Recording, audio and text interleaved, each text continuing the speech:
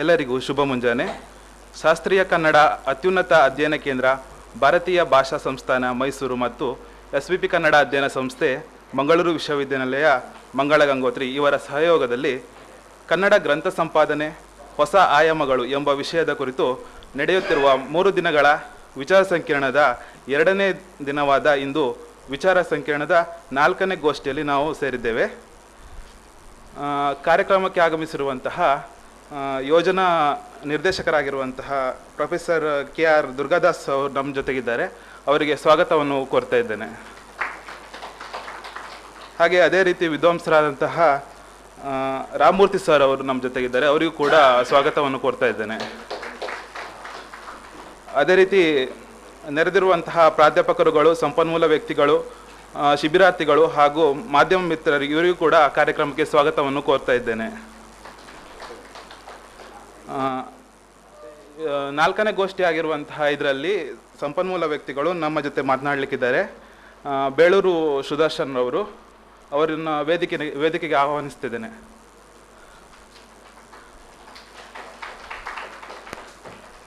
ಅದೇ ರೀತಿ ವಿಭಾಗದ ಅಧ್ಯಕ್ಷರಾಗಿರುವಂತಹ ಪ್ರೊಫೆಸರ್ ಅಭಯ್ ಕುಮಾರ್ ಅವರು ಬಂದಿದ್ದಾರೆ. ಅವರಿಗೂ ಕೂಡ ಕಾರ್ಯಕ್ರಮಕ್ಕೆ ಸ್ವಾಗತವನ್ನು ಕೊಡ್ತಾ ಇದ್ದೀನಿ.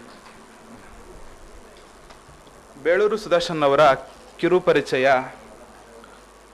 ಶ್ರೀ ಬೇಳೂರು ಸುದರ್ಶನ್ ರವರು ಸಾಹಿತ್ಯ ಬರವಣಿಗೆ ಜೊತೆಗೆ ಕನ್ನಡ ಪತ್ರಿಕಾ ಕ್ಷೇತ್ರ, ಬ್ಲಾಗಿಂಗ್, ಮುಕ್ತ ಜ್ಞಾನ ಪ್ರಸಾರಣ, ಸಮಾಜ ಸೇವೆ ಹೀಗೆ ವಿವಿಧ ಕ್ಷೇತ್ರಗಳಲ್ಲಿ ದುಡಿದ ಅನುಭವ ಇವರದ್ದಾಗಿದೆ.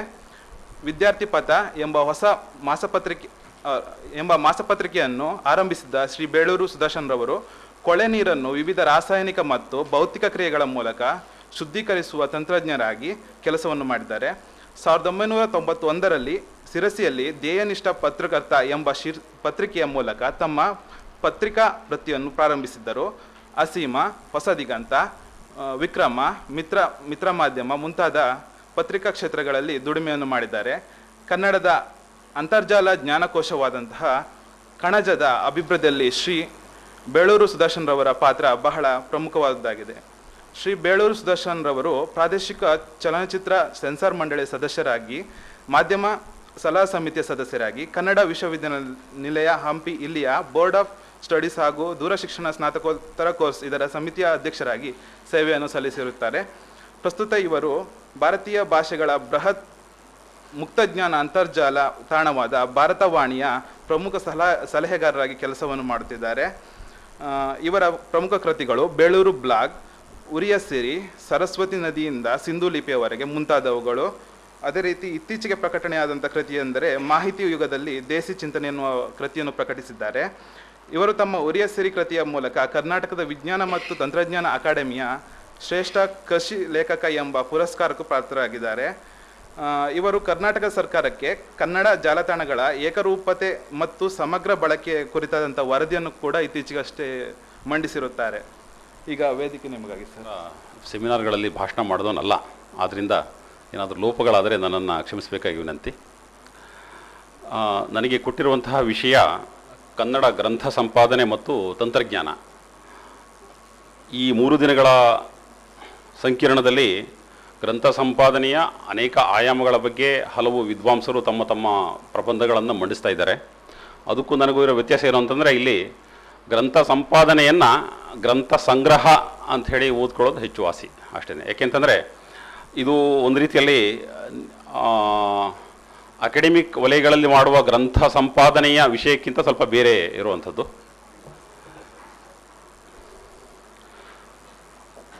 ನಾನೊಂದು ಚಿಕ್ಕ ಪ್ರಬಂಧವನ್ನು ತಯಾರು ಮಾಡ್ಕೊಂಡು ಬಂದಿದ್ದೀನಿ. ಅದನ್ನು ಓದ್ತಾ ಅದಕ್ಕೆ ಸಂಬಂಧಪಟ್ಟಂಥ ಕೆಲವು ಸ್ಲೈಡ್ಗಳನ್ನು ಇಲ್ಲಿ ತೋರಿಸಲಿಕ್ಕೆ ಪ್ರಯತ್ನ ಪಡ್ತೀನಿ. ಕ್ರಿಸ್ತಶಕ 79ರಲ್ಲಿ ವಿಸೂವಿಯಸ್ ಅಗ್ನಿಪರ್ವತದ ಲಾವಾರಸದಲ್ಲಿ ಹೂತು ಹೋದ ಪಾಂಪೆ ನಗರ ನಿಮಗೆಲ್ಲ ಗೊತ್ತಿರಬಹುದು. ಈ ನಗರವನ್ನು ಉತ್ಖನನ ಮಾಡಿದಾಗ, ಅಂದರೆ 1750ರಲ್ಲಿ ಈ ನಗರದ ಕೆಲವು ಮನೆಗಳಲ್ಲಿ ಸುರುಳಿಯಾಗಿ ಸುತ್ತಿಕೊಂಡ ಹಲವು ವಸ್ತುಗಳು ಸಿಕ್ಕಿದವು.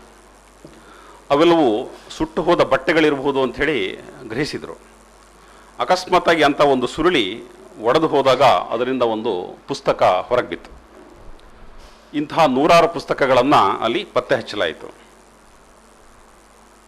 ಸಾಂದರ್ಭಿಕವಾಗಿ ನೀವು ತೋರಿಸ್ಬೋದು, ತೊಂದರೆ ಇಲ್ಲ. ಅವುಗಳಲ್ಲಿ ಲೂಕ್ರಿಷಿಯಸ್ನ ಸಮಕಾಲೀನ ಗ್ರೀಕ್ ತತ್ವಶಾಸ್ತ್ರಜ್ಞ ಫಿಲೋಡೆಮಸ್ ಆತನ ಕೃತಿಗಳು ಇದ್ವು. ಇದು ಹೇಗೆ ನನಗೆ ಗೊತ್ತಾಯಿತು ಅಂತಂದರೆ, ನಾನೊಂದು 5 ವರ್ಷಗಳ ಕೆಳಗೆ ಉತ್ಥಾನ ಪತ್ರಿಕೆಗೆ ಒಂದು ಪುಸ್ತಕ ವಿಮರ್ಶೆ ಬರೆದಿದ್ದೆ, ದ ಸರ್ವ್ ಅನ್ನುವಂಥ ಒಂದು ಪುಸ್ತಕ. ಇದು ಏನು ಅಂತಂದರೆ, ಲೂಕ್ರಿಷಿಯಸ್ನ ಅಣು ಸಿದ್ಧಾಂತ, ಅಂದರೆ ನಮ್ಮ ಭಾರತೀಯ ಚಿಂತನೆಯಲ್ಲಿ ಏನು ಚಾರ್ವಾಕ ಪರಂಪರೆ ಇದೆ, ಅದೇ ರೀತಿಯಲ್ಲಿ ಲೂಕ್ರಿಷಿಯಸ್ ಒಬ್ಬ ಮಹಾನ್ ಚಿಂತಕನಾಗಿದ್ದ. ಆತ ಆಗಿನ ಕಾಲದಲ್ಲೇ ಭೌತಶಾಸ್ತ್ರದ ನಿಯಮಗಳನ್ನು, ಸೂತ್ರಗಳನ್ನು ತನ್ನ ಚಿಂತನೆಯಲ್ಲಿ ಮಂಡಿಸಿದ್ದ. ಸ್ವಲ್ಪ ಲೌಕಿಕವಾದಿ ಆಗಿದ್ದ. ಸೊ ಆತನ ಸಮಕಾಲೀನ ತತ್ವಶಾಸ್ತ್ರಜ್ಞ ಫಿಲೋಡೆಮಸ್ ಆತನ ಕೃತಿಗಳು ಕೂಡ ಸಿಕ್ಕಿದ್ವು. 1987ರಲ್ಲಿ ಹೊಸ ತಂತ್ರಜ್ಞಾನದ ನೆರವಿನ ಮೂಲಕ ಈ ಸುರುಳಿಗಳಲ್ಲಿ ಏನಿದೆ ಎಂಬ ಒಂದು ಸಂಶೋಧನಾ ಅಭಿಯಾನ ನಡೆಯಿತು. ತೊಮಾಸೋ ಸ್ಟಾರೆಸ್ ಎಂಬಾತ ಒಂದು ಸುರುಳಿಯ ಮೈಕ್ರೋ ಛಾಯಾಗ್ರಹಣವನ್ನು ಮಾಡ್ತಾನೆ. ಲೂಕ್ರಿಷಿಯಸ್ ಬಗ್ಗೆ ಸ್ಟೀಫನ್ ಗ್ರೀನ್ ಬ್ಲಾಟ್ ಬರೆದ ದಿ ಸರ್ವ್ ಪುಸ್ತಕವನ್ನು ನಾನು ಓದಿದ ಮೇಲೆ ಇವೆಲ್ಲ ಸಂಗತಿಗಳು ನನಗೆ ಗೊತ್ತಾಯಿತು. ಕ್ರಿಸ್ತಪೂರ್ವದ ವೈಜ್ಞಾನಿಕ ಚಿಂತಕನ ಗ್ರಂಥವು ಅತ್ಯುತ್ತಮ ದಾಖಲೀಕರಣದ ತಂತ್ರಗಳಿಂದಾಗಿ ಸಂಪೂರ್ಣವಾಗಿ ದೊರೆಯಿತು. ಅವನ ಚಿಂತನೆಗಳ ಬಗ್ಗೆ ಹೊಸ ಚರ್ಚೆ ಆರಂಭ ಆಯಿತು. ಅಂದರೆ ಕಳೆದೇ ಹೋಗಿದೆ ಅಂತ ನಾವು ನಂಬಿದ್ದಂತಹ ಒಂದು ಪುಸ್ತಕವನ್ನು ನಾವು ಮರಳಿ ಪಡೆದರೆ ಎಂತಹ ತಿರುವು ಸಿಗುತ್ತದೆ ಅನ್ನೋದನ್ನು ನಾವು ನೋಡ್ಬೋದು. ಇದಕ್ಕೆ ಸಂಬಂಧಪಟ್ಟಂತೆ ಒಂದು 2 ನಿಮಿಷದ ಒಂದು ವಿಡಿಯೋ ಇದೆ, ಅದನ್ನು ಈಗ ನೋಡೋಣ. ಈ ತಂತ್ರಜ್ಞಾನವನ್ನು ಹೇಗೆ ಬಳಸ್ತಾರೆ, ಈ ತಂತ್ರಜ್ಞಾನ ಏನು ಅನ್ನೋದ್ರ ಬಗ್ಗೆ ಒಂದು 2 ನಿಮಿಷದ ಒಂದು ಸ್ನ್ಯಾಪ್ಶಾಟ್ ಅಷ್ಟೇ. Virtual unwrapping begins by acquiring a 3-dimensional volumetric scan of the damaged manuscript. This scan produces a set of cross-sectional images that show the internal structure of the scroll. When viewed as a 3D object, one can clearly see the individual layers of the scroll, but any text on the surface of those layers is obscured from view. In order for a readable version of the scroll to be produced, these images must be passed through our virtual unwrapping pipeline. First, we capture the 3D shape of the layers of the scroll in a process called segmentation. On the left side of the screen, the software moves through the scroll, image by image, tracing the shape of a single scroll wrap. On the right, we see the 3D model that this produces. Next, we extract the ink from the data in a process called texturing. Using the 3D shape generated by segmentation, our software makes another pass through the scroll, this time looking for very bright pixels. Bright pixels indicate regions of dense material, in this case, inks made with iron or lead. We now have a single wrap of the scroll with the text shown clearly on its surface. However, because the surface is curved, it's difficult to read all of the text from one viewpoint. The flattening stage of our pipeline converts this textured 3D surface into a flat plane so that the text can be more easily read. To produce the best results, these 3 steps must be performed on one small section of the scroll at a time. As a result, we end up with several texture images that must be merged together. This merging process creates a single consolidated image that shows the full text. Using this pipeline, we have restored and revealed the text of 5 complete wraps of the En-Gedi scroll. The 2 distinct columns of Hebrew writing reveal the scroll to be the book of Leviticus. This marks the En-Gedi scroll as the earliest copy of a Pentateuchal book ever found in a holy ark, a significant discovery in biblical archaeology.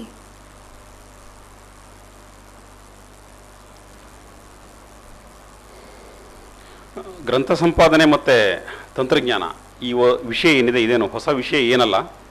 ಆದರೆ ಈಗ ಇನ್ನೂ ಪ್ರೌಢ ಹಂತಕ್ಕೆ ತಲುಪುತ್ತಿರುವಂತಹ ಒಂದು ವಿಷಯ ಆಗಿದೆ.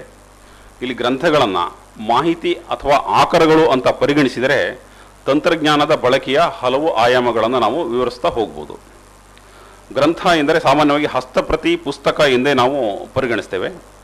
ಆದ್ದರಿಂದ ಹಸ್ತಪ್ರತಿಗಳನ್ನು ಒಳಗೊಂಡಂತೆ ಹಳೆಯ ಮತ್ತು ಪ್ರಾಚೀನ ಶಾಸನಗಳ ಕೃತಿಗಳ ಸಂಪಾದನೆಯ ತಂತ್ರಜ್ಞಾನದ ಬಗ್ಗೆ ನಾನು ಕೆಲವು ಮಾಹಿತಿಗಳನ್ನು ಹಂಚಿಕೊಳ್ತೇನೆ. ಶಾಸ್ತ್ರೀಯ ಕನ್ನಡದ ಹಿನ್ನೆಲೆಯಲ್ಲಿ ನೋಡೋದಾದರೆ, ಕನ್ನಡದ ಶಾಸನಗಳಲ್ಲಿರುವ ಪಠ್ಯಗಳನ್ನು ಸಂಗ್ರಹಿಸುವುದು ಮೊದಲನೇ ಕೆಲಸ. ಇದರಲ್ಲಿ ಅನೇಕರು ಇದರಲ್ಲಿ ಈಗಾಗಲೇ ತೊಡಗಿದ್ದಾರೆ. ಎಪಿಗ್ರಾಫಿಯ ಕರ್ನಾಟಕದಿಂದ ಆರಂಭಿಸಿ ನಮ್ಮಲ್ಲೀಗ ಶಾಸನಗಳ ಒಂದು ದೊಡ್ಡ ಸಂಗ್ರಹಣೆ ಇದೆ. ಆದರೆ ಆಗಿನ ಕಾಲದಲ್ಲಿ ಶಾಸನಗಳ ಛಾಯಾಚಿತ್ರಗಳನ್ನು ತೆಗಿತಾ ಇದ್ದರು, ಸ್ವತಃ ಪ್ರತಿ ಮಾಡ್ಕೊಳ್ತಾ ಇದ್ದರು. ಆದಾಗ್ಯೂ ಅವುಗಳನ್ನು ನಾವು ಒಂದೇ ಸ್ಥಳದಲ್ಲಿ ನೋಡಲಿಕ್ಕೆ ಸಾಧ್ಯ ಇಲ್ಲ. ಇವತ್ತು ನಾವು ಎಪಿಗ್ರಾಫಿಯ ಕರ್ನಾಟಕದ ಸಂಪುಟಗಳನ್ನು ಓದ್ಬೋದೇ ಹೊರತು ಎಲ್ಲೂ ಕೂಡ ನಮಗೆ ಸಮಗ್ರವಾಗಿ ಅದರ ಒಂದು ದತ್ತ ಸಂಚಯ ಅಂತೇನು ಹೇಳ್ತೀವಿ, ಡಾಟಾಬೇಸ್, ಅದೇನು ನಮ್ಮ ಹತ್ರ ಇಲ್ಲ ಈಗ. ಆದ್ದರಿಂದ ಒಂದು ಏಕೀಕೃತ ಶಾಸನ ಪಠ್ಯ ಭಂಡಾರ ನಮ್ಮಲ್ಲಿ ಇದ್ದಿದ್ದರೆ ನಾವು ಅದನ್ನು ಡಿಜಿಟಲೀಕರಣ ಮಾಡಲಿಕ್ಕೆ ಸುಲಭ ಆಗ್ತಾಯಿತ್ತು. ಈಗ ನಮ್ಮ ಸರ್ಕಾರಗಳು, ಶಾಸ್ತ್ರೀಯ ಕನ್ನಡ ಅತ್ಯುನ್ನತ ಅಧ್ಯಯನ ಕೇಂದ್ರದಂತಹ ಕೇಂದ್ರಗಳು ಇಂತಹ ದಾಖಲೀಕರಣಕ್ಕೆ ಮುಂದಾಗಬೇಕಿದೆ. ಇರುವ ಶಾಸನಗಳನ್ನು ವೈಜ್ಞಾನಿಕವಾಗಿ ಪಟ್ಟಿ ಮಾಡಿ ಅತ್ಯುಚ್ಚ ಗುಣಮಟ್ಟದ ಕ್ಯಾಮರಾಗಳು ಮತ್ತು ಕ್ರೌಡ್ ಸೋರ್ಸಿಂಗ್, ಅಂದರೆ ಇದು ಒಂದೇ ಒಬ್ಬ ವ್ಯಕ್ತಿಯಿಂದ ಅಥವಾ ಒಂದು ಸಣ್ಣ ತಂಡದಿಂದ ಆಗುವ ಕೆಲಸ ಅಲ್ಲ, ಇದನ್ನು ನಾವು ಸಮುದಾಯದ ಭಾಗಿತ್ವದಿಂದ ಮಾಡಬೇಕಾಗುತ್ತೆ. ಸ್ಮಾರ್ಟ್ಫೋನನ್ನು ಬಳಸಬೇಕಾಗುತ್ತೆ. ಬೇರೆ ಬೇರೆ ಕ್ಷೇತ್ರಗಳಿಗೆ ಹೋದಾಗ ಅಲ್ಲಿ ನಾವು ಹೇಗೆ ನಾವು ಮಾಹಿತಿಗಳನ್ನು ಊಡಿಸ್ಬೋದು, ಅದರಿಂದ ನಾವು ಮಾಹಿತಿಯನ್ನು ಕಲೆ ಹಾಕ್ಬೋದು, ಇವನ್ನೆಲ್ಲ ನಾವು ಗಮನಿಸಬಹುದಾಗಿದೆ. ಇನ್ನು ಶಾಸನಗಳಲ್ಲಿ ಇರುವ ಲಿಪಿಗಳು ವಿವಿಧ ಕಾಲಘಟ್ಟಕ್ಕೆ ಸೇರಿವೆ ಅನ್ನುವಂಥದ್ದು ನಮಗೆ ಗೊತ್ತಿದ್ದೇ ಇದೆ. ಒಂದೊಂದು ಕಾಲದಲ್ಲಿ, ಒಂದೊಂದು ಮನೆತನದಲ್ಲಿ, ಕಾಲಾನಂತರದಲ್ಲಿ ನಮ್ಮ ಲಿಪಿಯ ಬರವಣಿಗೆಗಳು ಬದಲಾಗ್ತಾ ಇದ್ದಾವೆ. ಆದ್ದರಿಂದ ಈ ಲಿಪಿಗಳಲ್ಲಿ ಇರುವ ಅಕ್ಷರ ಭಾಗಗಳು, ಅಂದರೆ ವರ್ಣಮಾಲೆ ಅಂತ ಏನು ಹೇಳ್ತೀವಿ, ಅದರಲ್ಲಿ ಅನೇಕ ಅಕ್ಷರ ಭಾಗಗಳಿರ್ತವೆ. ಒತ್ತಕ್ಷರ ಇರುತ್ತೆ, ಸಂಯುಕ್ತಾಕ್ಷರ ಇರುತ್ತೆ, ಕೆಲವು ಆ ಕಾಲದ ಅಕ್ಷರ ಭಾಗಗಳಿರ್ತವೆ. ಅದನ್ನು ಬರೆಯುವ ರೀತಿ, ಅದರ ಕರುಸ್ ಏನಿದೆ ಅದೆಲ್ಲ ಒಂದೊಂದು ಕಾಲಘಟ್ಟಕ್ಕೆ ಒಂದೊಂದು ರೀತಿಯಲ್ಲಿರುತ್ತೆ. ಇವೆಲ್ಲವನ್ನು ನಾವು ಒಂದು ಮ್ಯಾಟ್ರಿಕ್ಸ್, ಒಂದು ಟೇಬಲ್, ಪೀರಿಯಾಡಿಕ್ ಟೇಬಲ್ ಅಂತೇನೋ ಕೆಮಿಸ್ಟ್ರಿಯಲ್ಲಿ ಕರಿತೇವೆ, ಆ ರೀತಿಯಲ್ಲಿ ಒಂದು ಚಾರ್ಟ್ ಅದನ್ನು ನಾವು ಮಾಡಿದರೆ ಅದನ್ನು ನಾವು ಕಂಪ್ಯೂಟರ್ಗೆ ಊಡಿಸ್ಬೇಕಾಗತ್ತೆ. ಆ ರೀತಿ ನಾವು ವಿವಿಧ ಕಾಲಘಟ್ಟಗಳ ಶಾಸನಗಳಲ್ಲಿ ಇರುವಂತಹ ಅಕ್ಷರ ಭಾಗಗಳನ್ನು, ಅದರ ವೆರೈಟಿಗಳನ್ನು, ಅದು ಎಷ್ಟು ತರಹದಲ್ಲಿ ಅದು ಸಿಗುತ್ತೆ, ಒಂದು ನಾಗೆ ಒತ್ತು ಯಾವ ಯಾವ ಥರದಲ್ಲಿ ಇದೆ, ಅಥವಾ ಓ ಅನ್ನೋದನ್ನು ಹೇಗೆ ಬರೆದಿದ್ದಾರೆ, ಯಾವ್ಯಾವ ಕಾಲಘಟ್ಟ, ಇದನ್ನು ನಾವು ಬಹಳ ತುಂಬ ವಿಸ್ತಾರವಾಗಿ ಕಲೆ ಹಾಕಬೇಕಾಗತ್ತೆ. ಇದನ್ನು ನಾವು ಎಷ್ಟು ಜಾಸ್ತಿ ಕಲೆ ಹಾಕ್ತೀವೋ ಅಷ್ಟು ಚೆನ್ನಾಗಿ ಕಂಪ್ಯೂಟರ್ ಅದನ್ನು ಅರ್ಥ ಮಾಡ್ಕೊಳ್ಳುತ್ತೆ. ಈ ನಿಟ್ಟಿನಲ್ಲಿ ಕೂಡ ಕೆಲವು ಪ್ರಯತ್ನಗಳು ನಡೆದಿವೆ. ಅಕ್ಷರ ಭಾಗಗಳ ಮ್ಯಾಟ್ರಿಕ್ಸ್ ಒಂದನ್ನು ರೂಪಿಸಿದ ಮೇಲೆ ಇದಕ್ಕೊಂದು ಆಪ್ಟಿಕಲ್ ಕ್ಯಾರೆಕ್ಟರ್ ರೆಕಗ್ನಿಷನ್, ಅಂದರೆ OCR ಅಂತ ಏನು ಹೇಳ್ತೀವಿ, ಈ ಒಂದು ತಂತ್ರಜ್ಞಾನವನ್ನು ನಾವು ರೂಪಿಸಬೇಕಾಗುತ್ತೆ. ಇದಕ್ಕೆ ಹಲವು ವಿಶ್ವವಿದ್ಯಾಲಯಗಳು, ಪುರಾತತ್ವ ಇಲಾಖೆ, ಕನ್ನಡ ಸಂಸ್ಕೃತಿ ಇಲಾಖೆ, ಶಾಸ್ತ್ರೀಯ ಕನ್ನಡ ಉನ್ನತ ಅಧ್ಯಯನ ಕೇಂದ್ರ ಎಲ್ಲವೂ ಸೇರಿ ಒಂದು ಏಕೀಕೃತ ಯತ್ನವನ್ನು ಕೈಗೊಂಡರೆ ಕೆಲವೇ ವರ್ಷಗಳಲ್ಲಿ ನಮ್ಮ ಎಲ್ಲ ಶಾಸನಗಳನ್ನು ಒಂದೇ ದತ್ತ ಸಂಚಯಕ್ಕೆ ನಾವು ಸೇರಿಸ್ಬೋದು. ಈಗ ನೀವು ಕೇಳ್ಬೋದು, ಶಾಸನಗಳನ್ನು ಎಪಿಗ್ರಾಫಿಯಾದಲ್ಲಿ ಆಗಲೇ ಅದನ್ನು ಓದಿ ಬರೆದಿಟ್ಟಿದ್ದಾರಲ್ಲ ಅಂತ. ಬರೆದಿಟ್ಟಿದ್ದಷ್ಟೇ ಸಾಲದು, ನಮಗೆ ಅದನ್ನು ಕ್ರಾಸ್ ಲಿಂಕ್ ಮಾಡಬೇಕಾಗುತ್ತೆ. ಅಧ್ಯಯನ ಮಾಡಬೇಕು ಅಂತಂದಾಗ ಒಂದು ಶಾಸನ ಒಂದು ಕಾಲ, ಇನ್ನೊಂದು ಶಾಸನ ಇನ್ನೊಂದು ಕಾಲ, ಅದರಲ್ಲಿರುವ ಪದ ಬಳಕೆ, ಅದರಲ್ಲಿರುವ ಸಾಂಸ್ಕೃತಿಕ ಪಾರಂಪರಿಕ ವಿಚಾರಗಳು, ರಾಜಕೀಯ ಇರಬಹುದು, ಕೃಷಿ ಇರಬಹುದು, ವಿಜ್ಞಾನ ಇರಬಹುದು, ಇವೆಲ್ಲವನ್ನು ನಾವು ಕ್ರಾಸ್ ಲಿಂಕ್ ಮಾಡಬೇಕು ಅಂತಂದರೆ ನಮಗೆ ಅದನ್ನು ನಾವು ಕಂಪ್ಯೂಟರ್ಲಿ ಇಟ್ಟೆ ಅದನ್ನು ನಾವು ಪರಸ್ಪರ ಕೊಂಡಿಗಳು ಏನಿದೆ ಅನ್ನೋದನ್ನು ನಾವು ಸಂಶೋಧನೆ ಮಾಡ್ಬೋದು. ಆದ್ದರಿಂದ ಸಂಶೋಧನಾ ವಿದ್ಯಾರ್ಥಿಗಳು ನಾವು ಕೇವಲ ಅಧ್ಯಯನ ಮಾಡ್ತೀವಿ, ಕ್ಲಾಸಿಗೆ ಬಂದು ಕೋರ್ಸ್ ಏನಿದೆ ಅದನ್ನು ಓದ್ತೀವಿ ಅನ್ನೋದಕ್ಕಿಂತ ಹೆಚ್ಚಾಗಿ ಕೋರ್ಸಿನ ಸಮಯದಲ್ಲೇ ನಾವು ಕೂಡ ಕ್ಷೇತ್ರ ಅಧ್ಯಯನಕ್ಕೆ ಹೋದರೆ ನಮಗೆ ಈ ಎಲ್ಲ ಸಂಗತಿಗಳ ಅರಿವಾಗುತ್ತೆ. ನಾವು ಮುಂದಿನ ದಿನಗಳಲ್ಲಿ ಹೆಚ್ಚಿನ ಸಾಧನೆಯನ್ನು ಮಾಡಬಹುದು ಅಂಥೇಳಿ ನನ್ನ ಅಭಿಪ್ರಾಯ. ಈ ನಿಟ್ಟಿನಲ್ಲಿ ಸಂಚಯ ಅಂತ ಒಂದು ಸಮುದಾಯ ಇದೆ, ಕೇಳಿದಿರಾ? ಸಂಚಯ ಅಂತ. ಸೊ OL ನಾಗಭೂಷಣ ಸ್ವಾಮಿಯವರು ಒಂದು ಸಣ್ಣ ತಂಡವನ್ನು ಮಾಡಿದ್ದಾರೆ. ವಸುಧೇಂದ್ರ, ಶಿವಪ್ರಕಾಶ್, ಈ ರೀತಿ ಒಂದಷ್ಟು ಜನ ಸೇರಿಕೊಂಡು ಮಾಡಿದ್ದಾರೆ. ಇದು ಒಂದಷ್ಟು ಒಳ್ಳೆ ಕೆಲಸಗಳನ್ನು ಮಾಡಿದೆ. ಈಗಾಗಲೇ ವಚನ ಸಾಹಿತ್ಯ, ದಾಸ ಸಾಹಿತ್ಯದ ಸಂಚಯವನ್ನು ಆನ್ಲೈನಲ್ಲಿ ತಂದಿದೆ. ಏನು ಅಂತಂದರೆ ಇದರಲ್ಲಿ ಯಾವುದೇ ಥರದ ಹಣದ ಭಾಗಿತ್ವ ಇಲ್ಲ. ಎಲ್ಲರೂ ಕೂಡ ಸ್ವಯಂ ಸೇವಾ ಕಾರ್ಯಕರ್ತರಾಗಿ ತಾವೇನೇ ಅದನ್ನು ಕಂಪೋಸ್ ಮಾಡಿ, ತಾವೇನೇ ಕರಡುತ್ತಿದ್ದಿ, ಒಂದು ಅಕ್ಷರವು ತಪ್ಪಿಲ್ಲದಂತೆ ಅದನ್ನು ಪ್ರಕಟಿಸಿದ್ದಾರೆ. ಅಲ್ಲಿ ಕೂಡ ನೀವು ನಾನು ಮೊದಲೇ ಹೇಳಿದಾಗೇ ಕ್ರಾಸ್ ಲಿಂಕ್ಸ್ ಎಲ್ಲವನ್ನು ನೀವು ಅಲ್ಲಿ ಕಾಣ್ಬೋದು. ಒಂದು ಪದ ಯಾವ್ಯಾವ ದಾಸರು ಅಥವಾ ಯಾವ್ಯಾವ ವಚನಕಾರರು ಎಲ್ಲೆಲ್ಲಿ ಯಾವ್ಯಾವಾಗ ಬಳಸಿದ್ದಾರೆ ಅನ್ನೋದನ್ನು ನೀವು ಒಂದು ಗುಂಡಿಯನ್ನು ಒತ್ತೋದ್ರ ಮೂಲಕ ತಿಳ್ಕೋಬಹುದು. ಸೊ ಇದನ್ನು ನಾವು ಹೆಚ್ಚಿನ ಪ್ರಮಾಣದಲ್ಲಿ ಮತ್ತು ಎಲ್ಲ ಗ್ರಂಥ ಸಂಪಾದನೆಯ ವಿಷಯಗಳಲ್ಲಿ ಮಾಡಬೇಕಾಗಿದೆ. ಇತಿಹಾಸದ, ಭಾಷೆಯ ಮತ್ತು ಸಾಮಾಜಿಕ ಸಂಗತಿಗಳ ಸಂಶೋಧಕರಿಗೆ ಇದು ತುಂಬ ಉಪಯುಕ್ತವಾಗಿದೆ. ಇನ್ನು ಮುಖ್ಯವಾಗಿ ತಾಳೆ ಗ್ರಂಥಗಳು ಮತ್ತು ಶಾಸನಗಳು. ತಾಳೆಯೋಲೆಗಳ ವಿಷಯಕ್ಕೆ ಬರೋದಾದರೆ ಶಾಸನಗಳ ಕುರಿತು ಆಗಿರುವಷ್ಟು ಕೆಲಸ ಆಗಿಲ್ಲ. ಯಾಕೆಂತಂದರೆ ತಾಳೆಯೋಲೆ ಗ್ರಂಥಗಳ ಪಟ್ಟಿ ತುಂಬ ದೊಡ್ಡದಿದೆ. ಓರಿಯೆಂಟಲ್ ರಿಸರ್ಚ್ ಲೈಬ್ರರಿಯಿಂದ ಹಿಡಿದು ದೇಶದ 90ಕ್ಕೂ ಹೆಚ್ಚು ತಾಳೆಯೋಲೆ ಸಂಪನ್ಮೂಲ ಅಥವಾ ಭಾಗೀದಾರಿ ಕೇಂದ್ರಗಳಲ್ಲಿ, ಹಲವು ವಿಶ್ವವಿದ್ಯಾಲಯಗಳಲ್ಲಿ, ಸಂಶೋಧನಾ ಕೇಂದ್ರಗಳಲ್ಲಿ 42 ಲಕ್ಷಕ್ಕೂ ಹೆಚ್ಚಿನ ತಾಳೆಯೋಲೆ ಗ್ರಂಥಗಳಿವೆ. 42 ಲಕ್ಷಕ್ಕೂ ಹೆಚ್ಚಿನ ಗ್ರಂಥಗಳಿರೋದು. ಅದರ ಓಲೆಗಳ ಸಂಖ್ಯೆಯನ್ನು ನೀವು ಲೆಕ್ಕ ಹಾಕೋಬೋದು. ಉದಾಹರಣೆಗೆ ಓರಿಯೆಂಟಲ್ ರಿಸರ್ಚ್ ಲೈಬ್ರರಿ ಮೈಸೂರು, ಇದರಲ್ಲಿ 40,000 ಕಟ್ಟುಗಳಿದ್ದಾವೆ. 40,000 ಕಟ್ಟುಗಳಲ್ಲಿ ಇರುವ ಕೃತಿಗಳ ಸಂಖ್ಯೆ 70,000. ಅಂದರೆ ನೀವು ಮೈಸೂರಿಗೆ ಬಂದರೆ 5-6 ವರ್ಷ ಅದೇ ಕೆಲಸನೇ ಮಾಡ್ಕೊಂಡಿರಬಹುದು. ಈಗಾಗಲೇ ಸುಮಾರು 2.96 ಲಕ್ಷ ತಾಳೆ ಗ್ರಂಥಗಳನ್ನು ಡಿಜಿಟಲೀಕರಣ ಮಾಡಲಾಗಿದೆ ಅಂಥೇಳಿ ನ್ಯಾಷನಲ್ ಮ್ಯಾನುಸ್ಕ್ರಿಪ್ಟ್ಸ್ ಮಿಷನ್, ನಮಾಮಿ ಅಂತ ಏನು ಹೇಳ್ತಾರೆ, ಈ ಕೇಂದ್ರ ಸರ್ಕಾರದ ಸಂಸ್ಥೆಯ ಜಾಲತಾಣದಲ್ಲಿ ಈ ರೀತಿಯ ಮಾಹಿತಿ ಇದೆ. ನನ್ನ ವೈಯಕ್ತಿಕ ಅಭಿಪ್ರಾಯದಲ್ಲಿ ನಾನು ಬೇರೆ ಬೇರೆ ಕಡೆಗೆ ಹೋಗಿ ನೋಡಿದ್ದೇನೆ, ತಿರುಪತಿಗೆ ಹೋಗಿ ನೋಡಿದ್ದೇನೆ, ಮೈಸೂರಲ್ಲಿ ನೋಡಿದ್ದೇನೆ, ಬೇರೆ ಬೇರೆ ಕಡೆಗೆ ನೋಡಿದ್ದೇನೆ. ಈ ತಾಳೆಯೋಲೆ ಡಿಜಿಟಲೀಕರಣ ತುಂಬ ನಿಧಾನಗತಿಯಲ್ಲಿ ಸಾಗಿದೆ. ಅದನ್ನು ನಾವು ತುಂಬ ಬೇಗ ಮಾಡಿದ್ರೇ ನಮ್ಮ ಸಂಶೋಧನೆಗಳು ವೇಗ ಪಡೀತವೆ ಅಂತ ಹೇಳಿ ನನ್ನ ಅಭಿಪ್ರಾಯ. ಇದರಲ್ಲಿ ತಂತ್ರಜ್ಞಾನ ಹೇಗೆ ಬಳಕೆ ಮಾಡಬೇಕು ಅಂತ, ಸಾಮಾನ್ಯವಾಗಿ ಶಾಸನಗಳಲ್ಲಿ ಏನು ಕೈ ಬರಹ ಇದೆ ಅದಕ್ಕಿಂತ ಸ್ವಲ್ಪ ಹೆಚ್ಚಿನ ಶಿಸ್ತು ಇರುವಂತಹ ಬರವಣಿಗೆ ತಾಳೆಯೋಲೆ ಗ್ರಂಥಗಳದ್ದು ಅಂತ ನನ್ನ ಅಭಿಪ್ರಾಯ. ಅದು ತುಂಬ ಅಚ್ಚುಕಟ್ಟಾಗಿ ಒಂದೊಂದು ತಾಳೆಯೋಲೆಯನ್ನು ನೋಡಿದರೆ ನಮ್ಮ ಸಂಸ್ಕೃತಿ ಹೇಗಿತ್ತು, ನಮ್ಮ ಶಿಸ್ತು ಹೇಗಿತ್ತು, ನಮ್ಮ ತಪ್ಪಿಲ್ಲದೆ ಬರೆಯುವ ಕ್ರಮ ಹೇಗಿತ್ತು, ಇವೆಲ್ಲವನ್ನು ನಾವು ತಿಳ್ಕೊತೀವಿ. ಸುಮಾರು 2-3 ಅಡಿ ಉದ್ದದ ತಾಳೆ ಓಲೆಯಲ್ಲಿ ಕೂಡ 1.1 ಮಿಲಿಮೀಟರ್ ಕೂಡ ವ್ಯತ್ಯಾಸ ಆಗದ ಹಾಗೆ ಅಕ್ಷರವನ್ನು ಕೊರೆಯುವ ಆ ಕಲ್ಚರ್ ಬಹುಶಃ ನಾವು ಮರೆತು ಬಿಟ್ಟಿದ್ದೇವೆ. ಇದನ್ನು ನಾವು ಓದೋದು ಹೇಗೆ ಅಂಥೇಳಿ, ಇದಕ್ಕೆ ಈಗಾಗಲೇ ಕೆಲವು ತಂತ್ರಜ್ಞಾನಗಳು, ನಾನು ಹೇಳಿದಾಗೇನೆ ಅಕ್ಷರಗಳನ್ನು ಓದುವ ತಂತ್ರಜ್ಞಾನ ಆಪ್ಟಿಕಲ್ ಕ್ಯಾರೆಕ್ಟರ್ ರೆಕಗ್ನಿಷನ್. ಇಲ್ಲಿ ಕೈ ಬರಹ ಮತ್ತು ಶಾಸನಗಳ ಬರಹಗಳನ್ನು ಓದಲಿಕ್ಕೆ ತಂತ್ರಜ್ಞಾನ ಇನ್ನೂ ರೂಪುಗೊಳ್ಳಬೇಕಾಗಿದೆ. ಈಗಾಗಲೇ ಆ ಪೇಪರ್ ತೋರಿಸಿದ್ರೆ ಒಂದು ಪೇಪರ್ ಪ್ರೆಸೆಂಟೇಷನ್ ಆಗಿತ್ತು. ಸೊ ಕೆಲವರು ಸಂಶೋಧನೆ ಮಾಡಿದ್ದಾರೆ, ಆದರೆ ಅದಿನ್ನೂ ಕ್ಷೇತ್ರದ ಬಳಕೆಗೆ ಇನ್ನೂ ಬಂದಿಲ್ಲ. ಸೊ ಕ್ಷೇತ್ರದ ಬಳಕೆಗೆ ಬರುವಂತಹ ತಂತ್ರಜ್ಞಾನವನ್ನು ಇನ್ನೂ ನಾವು ರೂಪಿಸಬೇಕಾಗಿದೆ. ಈ ದೃಷ್ಟಿಯಲ್ಲಿ ತಂತ್ರಜ್ಞರು ಹೆಚ್ಚು ಗಮನ ಕೊಡಬೇಕಾಗಿದೆ. ಏನಾಗುತ್ತೆ ಅಂತಂದರೆ, ತಾಳೆಯೋಲೆ ಮತ್ತು ಶಾಸನಗಳಲ್ಲಿ ಸ್ಥಿರ ಲಿಪಿ ಲಭ್ಯವಾಗಿರುತ್ತೆ. ಅಂದರೆ ಅಲ್ಲಾಗಲೇ ಬರದಾಗಿಬಿಟ್ಟಿದೆ. ಈಗ ನಡೆಯುತ್ತಿರುವ ತಂತ್ರಜ್ಞಾನ ಅಂದರೆ TDIL ಅಂತ ಒಂದು ಸಂಸ್ಥೆ ಇದೆ, technology development for Indian languages ಅಂತ. ಅದು ಈಗಾಗಲೇ ಹಲವು ಭಾಷೆಗಳಲ್ಲಿ ಕೈ ಬರಹ ಗುರುತಿಸುವ ತಂತ್ರಜ್ಞಾನ ರೂಪಿಸ್ತಾ ಇದೆ. ಅದೇ ನೀವು ಗೂಗಲ್ಗೆ ಹೋದರೆ, ಗೂಗಲ್ನಲ್ಲಿ ಈಗಾಗಲೇ ನೀವು ಇನ್ಬಾಕ್ಸಿಗೆ ಹೋಗಿ ಅಥವಾ ನಿಮ್ಮ ಸ್ಮಾರ್ಟ್ಫೋನಲ್ಲಿ ಇರಬಹುದು, ಕೈ ಬರಹದಲ್ಲಿ ಬರೆದಿದ್ದನ್ನು ತಕ್ಷಣ ಅದು ಒಂದು ಫಾಂಟ್ ಆಗಿ ಪರಿವರ್ತನೆ ಮಾಡುತ್ತೆ. ಸೊ TDIL ಏನು ಮಾಡ್ತಾ ಇದೆ ಅದನ್ನು ಈಗಾಗಲೇ ಗೂಗಲ್ ಮಾಡಿ ಆಲ್ಮೋಸ್ಟ್ ಮುಗಿಸ್ಬಿಟ್ಟಿದೆ.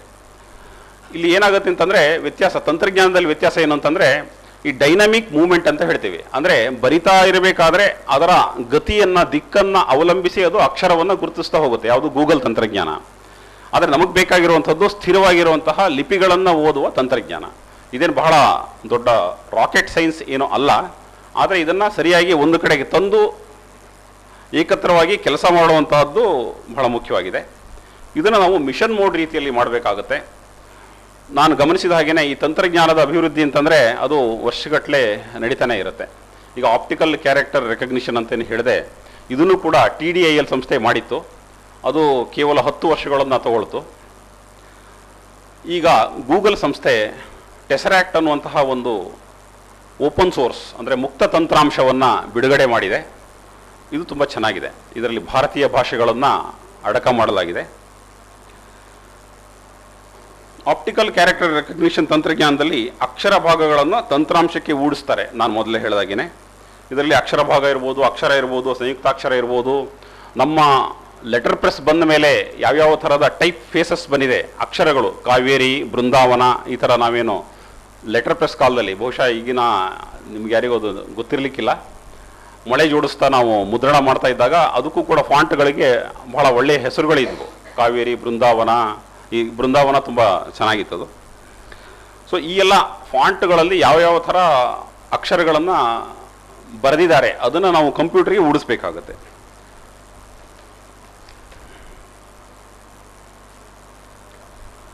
ಹಾಗೆಯೇ ನೀವು ಗೂಗಲ್ ಡ್ರೈವ್ ಯಾರಾದರೂ ಬಳಸ್ತಿದ್ದೀರಾ? ಇಲ್ಲಿ ಗೂಗಲ್ ಡ್ರೈವ್ನಲ್ಲಿ ನೀವು ಒಂದು ಅಕ್ಷರಗಳಿರುವಂತಹ ಒಂದು ಇಮೇಜ್ ಫೈಲ್ ಅಂತ ಏನು ಹೇಳ್ತೀವಿ, ಒಂದು ಯಾವುದೋ ಒಂದು ಆಹ್ವಾನ ಪತ್ರ, ಅದನ್ನು ನೀವು ಅಪ್ಲೋಡ್ ಮಾಡಿದರೆ, ಅದನ್ನು ಗೂಗಲ್ ಡಾಕ್ಸ್ನಲ್ಲಿ ಓಪನ್ ಮಾಡಿದರೆ ಅದು ಅದರ ಅಕ್ಷರಗಳನ್ನು ಓದಿ ಪಠ್ಯವಾಗಿ ಪರಿವರ್ತನೆ ಮಾಡುತ್ತೆ. ಇದು ಆರಂಭದ ಕಾಲದಲ್ಲೇ ನಡೆದಂತಹ ಒಂದು ತಂತ್ರಜ್ಞಾನ. ಇನ್ನು ಈ ಗ್ರಂಥ ಸಂಪಾದನೆಯ ವಿಷಯದಲ್ಲಿ ತಂತ್ರಜ್ಞಾನದಲ್ಲಿ ಮತ್ತು ಗ್ರಂಥ ಸಂಗ್ರಹದಲ್ಲಿ ಮುಂದಿರುವಂತಹ ಒಂದು ಸಂಸ್ಥೆ archive.org. ಇದು ನೀವು ಹೆಚ್ಚಿನ ಇಲ್ಲಿನ ಪ್ರತಿನಿಧಿಗಳು ಭೇಟಿ ಮಾಡಿರ್ಬೋದು. archive.orgಯು ಒಂದು ಯಂತ್ರವನ್ನು ಬಳಸ್ತಾ ಇದೆ. ಅದಕ್ಕೆ TT ಸ್ಕ್ರೈಬ್ ಅಂತ ಕರೀತಾರೆ, ಅಂದರೆ ಟೇಬಲ್ ಟಾಪ್ ಸ್ಕ್ರೈಬ್ ಅಂಥೇಳಿ. ಈ ಯಂತ್ರದ ಬೆಲೆ ಸುಮಾರು $13,000. ಈಗಾಗಲೇ ನಾನು ಮೊದಲೇ ಉಲ್ಲೇಖಿಸಿದಂತಹ ಸಂಚಯ ವೇದಿಕೆಯು ಕಳೆದ 3 ತಿಂಗಳುಗಳಲ್ಲಿ 850 ಪುಸ್ತಕಗಳನ್ನು ಆರ್ಕೈವ್ ಸ್ಕ್ರೈಬ್ ಯಂತ್ರದ ಮೂಲಕ ಅದನ್ನು ಬೆಂಗಳೂರಿಗೆ IISc ಅವರು ತರಿಸಿದರು. ಅದನ್ನು ಇವರು ಹಾಗೆ ಕಡ ತಗೊಂಡು ಅದರಲ್ಲಿ ಸುಮಾರು ಒಂದು 850 ಪುಸ್ತಕಗಳನ್ನು ಸುಮಾರು 2.4 ಲಕ್ಷ ಪುಟಗಳನ್ನು ಅವರು ಸ್ಕ್ಯಾನ್ ಮಾಡಿದ್ದಾರೆ. ಮಾಡಿ ಏನು ಮಾಡಿದ್ದಾರೆ ಅಂದರೆ ಅದನ್ನು archive.org ಆ ಒಂದು ಓಪನ್ ಸೋರ್ಸ್ ಪುಸ್ತಕಗಳ ತಾಣ, ಪುಸ್ತಕ ಅಂತಲ್ಲ, ಅಲ್ಲಿ ಬೇರೆ ಬೇರೆ ಥರದ ವಿಡಿಯೋ, ಆಡಿಯೋ, ಚಿತ್ರ ಬೇಕಾದಷ್ಟು ಮಾಹಿತಿಗಳಲ್ಲಿ ಲಭ್ಯ ಇದೆ. ಅಲ್ಲಿಗೆ ಅದನ್ನು ಅವರು ಅಪ್ಲೋಡ್ ಮಾಡಿದ್ದಾರೆ. ಇದರಲ್ಲಿ ಹಕ್ಕುಸ್ವಾಮ್ಯ ಮುಕ್ತವಾಗಿರುವಂತಹ ಪುಸ್ತಕಗಳನ್ನು ಮಾತ್ರ ಅಪ್ಲೋಡ್ ಮಾಡಬೇಕು ಅನ್ನುವಂಥದ್ದು archive.orgಯ ಒಂದು ನೀತಿ. ಆದರೆ ಹಾಗಾಗ್ತಾ ಇಲ್ಲ. ಕೆಲವು ಸಲ ಅದು ಹಕ್ಕುಸ್ವಾಮ್ಯವನ್ನು ಹೊಂದಿರುವ ಪುಸ್ತಕಗಳನ್ನು ಕೂಡ ಅಪ್ಲೋಡ್ ಮಾಡಿರುವುದನ್ನು ಹಲವರು ಗಮನಿಸಿದ್ದಾರೆ. ಈ ಬಗ್ಗೆ ಬೇರೆ ಬೇರೆ ದೇಶಗಳಲ್ಲಿ, ಭಾರತವು ಸೇರಿದಂತೆ ಬೇರೆ ಬೇರೆ ದೇಶಗಳಲ್ಲಿ ಕೆಲವು ತಕರಾರುಗಳು ಹುಟ್ಟಿಕೊಂಡಿವೆ. ಅದು ಯಾಕೆ ಅಂತಂದರೆ ಸ್ವಯಂ ಸೇವಾ ಕಾರ್ಯಕರ್ತರು ಅಂತ ನಾನು ಹೇಳ್ತೀನಿ, ಅವರು ಅತ್ಯುತ್ಸಾಹದಿಂದ ಯಾವುದೇ ರೀತಿಯ ಹಕ್ಕುಸ್ವಾಮ್ಯದ ಮಾಹಿತಿಯನ್ನು ಪರಿಶೀಲಿಸದೇನೆ ಅಥವಾ ಅದನ್ನು ನಿರ್ಲಕ್ಷ್ಯ ಮಾಡಿ ಪ್ರಕಟ ಮಾಡ್ತಾರೆ. ಆದ್ದರಿಂದ ನೀವೇನಾದರೂ ಆ ಥರ ವಾಲಂಟಿಯರ್ಸ್ ಆದಾಗ ಯಾವ್ಯಾವ ದೇಶದಲ್ಲಿ ಯಾವ್ಯಾವ ರೀತಿಯ ಹಕ್ಕುಸ್ವಾಮ್ಯ ಕಾಯ್ದೆ ಇದೆ ಅನ್ನೋದನ್ನು ಪರಿಶೀಲನೆ ಮಾಡಬೇಕಾಗತ್ತೆ. ಭಾರತದಲ್ಲಿರುವಂಥದ್ದು ಇಂಡಿಯನ್ ಕಾಪರೇಟ್ ಆ್ಯಕ್ಟ್ 1952, ಅದು 2012ರಲ್ಲಿ ಮತ್ತೆ ತಿದ್ದುಪಡಿಯಾಗಿದೆ. ಇದನ್ನೆಲ್ಲ ನಾವು ಗಮನಿಸಬೇಕಾಗತ್ತೆ. ಗ್ರಂಥ ಸಂಪಾದನೆ ವಿಷಯದಲ್ಲಿ ಕೇವಲ ಗ್ರಂಥ ಸಂಪಾದನೆ ಅಷ್ಟೇ ಅಲ್ಲ, ಸಂಗ್ರಹ ಅಷ್ಟೇ ಅಲ್ಲ, ಅದು ಮುಕ್ತವಾಗಿದೆಯೋ ಇಲ್ವೋ ಅನ್ನೋದನ್ನು ಗಮನಿಸಬೇಕಾಗತ್ತೆ. ಇನ್ನು ನಾನು ಮೊದಲೇ ಹೇಳಿದಾಗೇ ಟೆಸರಾಕ್ಟ್ ತಂತ್ರಜ್ಞಾನದ ಬಗ್ಗೆ ಒಂದು ಸಣ್ಣ ಮಾಹಿತಿ ಕೊಡ್ತೇನೆ ನಾನು. ಟೆಸರಾಕ್ಟ್ ಅನ್ನುವಂಥದ್ದು ಅಪಾಚೆ 2.0 ಈ ಒಂದು ಮುಕ್ತ ಲೈಸೆನ್ಸಿಂಗ್, ಅಂದರೆ ಯಾರೂ ಕೂಡ ಇದನ್ನು ಬಳಸಬಹುದು ಮತ್ತು ಯಾರೂ ಕೂಡ ಇದನ್ನು ಅಭಿವೃದ್ಧಿ ಮಾಡಬಹುದು. ತಂತ್ರಜ್ಞರಾಗಿದ್ದರೆ ಅದನ್ನು ಅಭಿವೃದ್ಧಿ ಮಾಡಬಹುದು. ಇದನ್ನು ಅವರು ಬಿಡುಗಡೆ ಮಾಡಿದಾಗ ನಾವು ಭಾರತವಾಣಿ ಯೋಜನೆ, ನಾನೇನು ಕೆಲಸ ಮಾಡ್ತಾ ಇದ್ದೀನಿ ಭಾರತವಾಣಿ ಬಹುಭಾಷಾ ಜ್ಞಾನಕೋಶ, ಅದರ ಕರಪತ್ರವನ್ನು ಕೊಟ್ಟಿದ್ದೇನೆ, ಇಲ್ಲಿ ನಿಮಗೆ ಕೊಡ್ತಾರೆ. ಸೊ ಇಲ್ಲಿ ನಾವು ಕೆಲವು ಹಕ್ಕುಸ್ವಾಮ್ಯದ ಪುಸ್ತಕಗಳನ್ನು ಒಂದು ಕರಾರಿನ ಮೂಲಕ ನಮ್ಮ ಭಾರತವಾಣಿಯಲ್ಲಿ ಪ್ರಕಟಿಸಲಿಕ್ಕೆ ಸಂಗ್ರಹ ಮಾಡಿದ್ವಿ. ಅದರಲ್ಲಿ ಸುಮಾರೊಂದು 9 ಲಿಪಿಗಳ ಸುಮಾರೊಂದು 1,000 ಕೃತಿಗಳನ್ನು ನಾವು ಈ ತಂತ್ರಜ್ಞಾನದ ಮೂಲಕ ಈ PDF ಪ್ರತಿಯಿಂದ ಪಠ್ಯ ಪ್ರತಿಯನ್ನಾಗಿ ಪರಿವರ್ತನೆ ಮಾಡಿದ್ದೇವೆ. 3 ತಿಂಗಳಲ್ಲಿ ನಾವು ಸುಮಾರು 3.5 ಕೋಟಿ ಪದಗಳನ್ನು ನಾವು 9 ಲಿಪಿಗಳಲ್ಲಿ ಪರಿವರ್ತನೆ ಮಾಡಿದ್ದೇವೆ. ಇದು ಖಂಡಿತವಾಗಿಯೂ ನನಗೆ TDIಯಲ್ಲಿನ ತಂತ್ರಾಂಶದಿಂದ ಸಾಧ್ಯ ಆಗ್ತಾ ಇರಲಿಲ್ಲ. ಯಾಕೆಂದರೆ ಅದರಲ್ಲಿ ಕೇವಲ 5 ಪುಟಗಳನ್ನು ಮತ್ತು 1 ಭಾಷೆಯ ಪುಟವನ್ನು ಮಾತ್ರ ನಾನು ಪರಿವರ್ತನೆ ಮಾಡುವುದಾಗಿತ್ತು. ಆದರೆ ಟೆಸರಾಕ್ಟ್ನಲ್ಲಿ ನಾನು ಬಹುಭಾಷೆಯ ಬಹುಪುಟಗಳ ಕೃತಿಗಳನ್ನು ಬಹು ತಂಡಗಳಲ್ಲಿ ಮಾಡಬಹುದು. ಬ್ಯಾಚ್ ಅಂತ ಹೇಳ್ತೀವಿ, ಬ್ಯಾಚ್ ಪ್ರಾಸೆಸ್ ಅಂತ ಹೇಳ್ತಾರೆ. ಸೊ ನಾನು ಒಂದೇ ಒಂದು ಕಂಪ್ಯೂಟರ್ನಲ್ಲಿ, ನನ್ನ ಲ್ಯಾಪ್ಟಾಪ್ನಲ್ಲಿ ನಾನು 5 ದಿವಸಗಳಲ್ಲಿ ದೇವನಾಗರಿ ಲಿಪಿ ಇರುವಂಥ ಹಿಂದಿ ಕೃತಿಗಳನ್ನು ಸುಮಾರೊಂದು 59,000 ಪುಟಗಳನ್ನು ನಾನು ಆ 5-6 ದಿನಗಳಲ್ಲಿ ನಾನು ಅದನ್ನು ಪಠ್ಯವಾಗಿ ಪರಿವರ್ತನೆ ಮಾಡಿದೆ. ಸೊ ಈ ಥರದ ತಂತ್ರಜ್ಞಾನ ಈಗ ಸಿಗ್ತಾ ಇದೆ. ಯಾಕೆಂತಂದರೆ ಅದು PDF-ನಲ್ಲಿದ್ದಾಗ ಓದೋದು ಕಷ್ಟ, ಅದನ್ನು ಸರ್ಚ್ ಮಾಡೋದು ಕಷ್ಟ. ಅದರಲ್ಲೂ ಭಾರತೀಯ ಭಾಷೆಗಳನ್ನು ಸರ್ಚ್ ಮಾಡಲಿಕ್ಕೆ ಇವತ್ತಿಗೂ ಸಾಧ್ಯ ಇಲ್ಲ. PDF ಅಂತಂದರೆ ಪೋರ್ಟಬಲ್ ಡಾಕ್ಯುಮೆಂಟ್ ಫಾರ್ಮ್ಯಾಟ್, ಅದು ಕೂಡ ಒಂದು ಖಾಸಗಿ ಫಾರ್ಮ್ಯಾಟ್. ಅದಕ್ಕೆ ಇನ್ನೂ ಮುಕ್ತ ಫಾರ್ಮ್ಯಾಟ್ ಅನ್ನುವಂಥ ಒಂದು ಫಾರ್ಮ್ಯಾಟ್ ಇನ್ನೂ ಅದಕ್ಕೆ ಆಲ್ಟರ್ನೇಟಿವ್ ಆಗಿ, ಅದಕ್ಕೆ ಪರ್ಯಾಯವಾಗಿ ಯಾವುದೇ ಥರದ ಒಂದು ಫಾರ್ಮ್ಯಾಟ್ ಇನ್ನೂ ಲಭ್ಯ ಆಗಿಲ್ಲ. ಆದ್ದರಿಂದ ನಾವು PDF ಎನ್ನುವಂತಹ ಒಂದು ರೀತಿಯ ಗುಲಾಮಗಿರಿ ಅಂತಲೇ ಹೇಳ್ಬೋದು, ಅದರಲ್ಲಿ ನಾವು ಸಿಕ್ಕಾಕೊಂಡಿದ್ದೀವಿ.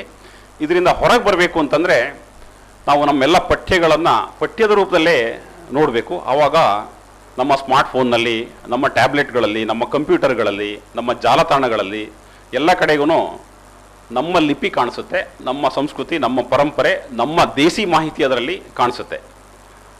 ಇತ್ತೀಚೆಗಷ್ಟೇ ಕಳೆದ ವಾರ ನನ್ನ ಪ್ರಾಜೆಕ್ಟ್ ವತಿಯಿಂದ ಒಡಿಯಾ ಮತ್ತು ಸಂಥಾಲಿ ಭಾಷೆಗಳ ಸಂಪಾದಕೀಯ ಸಮಿತಿಗಳ ಸಭೆ ನಡೀತು. ಅಲ್ಲಿ ನನ್ನ ಮೇಲೆ ಸಂಥಾಲಿ ಸಮಿತಿಯ ಸದಸ್ಯರು ಭಾರಿ ಸಿಟ್ಟು ಮಾಡಿಕೊಂಡ್ರು. ಯಾಕೆ ಅಂತಂದರೆ ಒಲ್ಚಿಕಿ ಅನ್ನುವಂತಹ ಒಂದು ಫಾಂಟ್ ಇದೆ ಸಂಥಾಲಿ ಭಾಷೆದು. ನಮಗೆ ಆ ಫಾಂಟ್ನಲ್ಲಿ ಯೂನಿಕೋಡ್ ಸಮಸ್ಯೆಗಳಿದ್ದರಿಂದ, ಅಂದರೆ ನಾವು ಪ್ರಾಜೆಕ್ಟ್ ಶುರು ಮಾಡಿದಾಗ ಅದರಲ್ಲಿ ಸ್ವಲ್ಪ ಸಮಸ್ಯೆಗಳಿತ್ತು.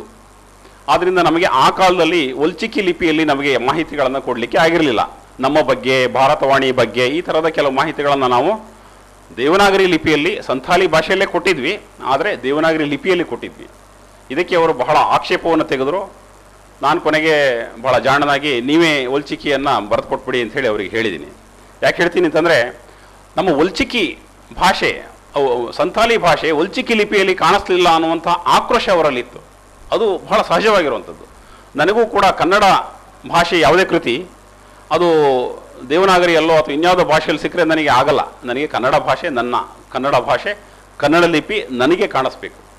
ಆ ದೃಷ್ಟಿಯಲ್ಲಿ ನಾವು ಈ ಪಠ್ಯ ಡಿಜಿಟಲೀಕರಣ ಇದಕ್ಕೆ ಹೆಚ್ಚು ಒತ್ತು ಕೊಡಬೇಕೇ ಹೊರತು PDF ಡಿಜಿಟಲೀಕರಣಕ್ಕೆ ಹೆಚ್ಚು ಒತ್ತು ಕೊಡಬಾರ್ದು. ಅದು ಮೊದಲನೇ ಹಂತ. ಎರಡನೇ ಹಂತ ಪಠ್ಯ ಡಿಜಿಟಲೀಕರಣ ಅಂಥೇಳಿ ಹೇಳಲಿಕ್ಕೆ ಬಯಸ್ತೇನೆ. ಈ ರೀತಿ ಗ್ರಂಥ ಸಂಪಾದನೆ ಮಾಡಿದಂತಹ ಅನೇಕ ಜಾಲತಾಣಗಳು ಲಭ್ಯ ಇದ್ದಾವೆ. ನಾವು ಭಾರತವಾಣಿಯಲ್ಲಿ ಇದರ ಒಂದು ಪಟ್ಟಿಯನ್ನು ಕೊಟ್ಟಿದ್ದೇವೆ. ಇಲ್ಲಿ ನಾನು ಬಹಳ ಮುಖ್ಯವಾಗಿ ಹೇಳಬೇಕು ಅಂತಂದರೆ, ಇದು ಎಲ್ಲಿ ಆರಂಭ ಆಯಿತು ಅಂತ, ಈ ಗ್ರಂಥ ಸಂಪಾದನೆ ಆನ್ಲೈನಲ್ಲಿ ಹೇಗೆ ಆರಂಭ ಆಯಿತು ಅಂತ. ಮುಖ್ಯವಾಗಿ ಪ್ರಾಜೆಕ್ಟ್ ಗುಟೆನ್ಬರ್ಗ್ ಅನ್ನುವಂತಹ ಒಂದು ಯೋಜನೆಯನ್ನು 1971ರಲ್ಲಿ ಆರಂಭಿಸಲಾಯಿತು. ನಾನು ಇಂಟರ್ನೆಟ್ ಬಳಸಿದಾಗ ಗೊತ್ತಾಯಿತು. ಆಮೇಲೆ ನಾನು ಅವರಿಗೊಂದು ಮೇಲ್ ಹಾಕಿದೆ, ನನಗೆಲ್ಲ ಗುಟೆನ್ಬರ್ಗಲ್ಲಿರುವಂತಹ ಪುಸ್ತಕಗಳು ಬೇಕು ಅಂಥೇಳಿ. ಅಲ್ಲಿ ಒಬ್ಬ ಸ್ವಯಂ ಸೇವಾ ಕಾರ್ಯಕರ್ತ ಒಂದು 2 CD ಆಗ ಲಭ್ಯ ಇದ್ದಂತಹ ಒಂದು 500-600 ಕೃತಿಗಳನ್ನು ನನಗೆ ಕೊರಿಯರ್ ಮಾಡಿದ್ದ.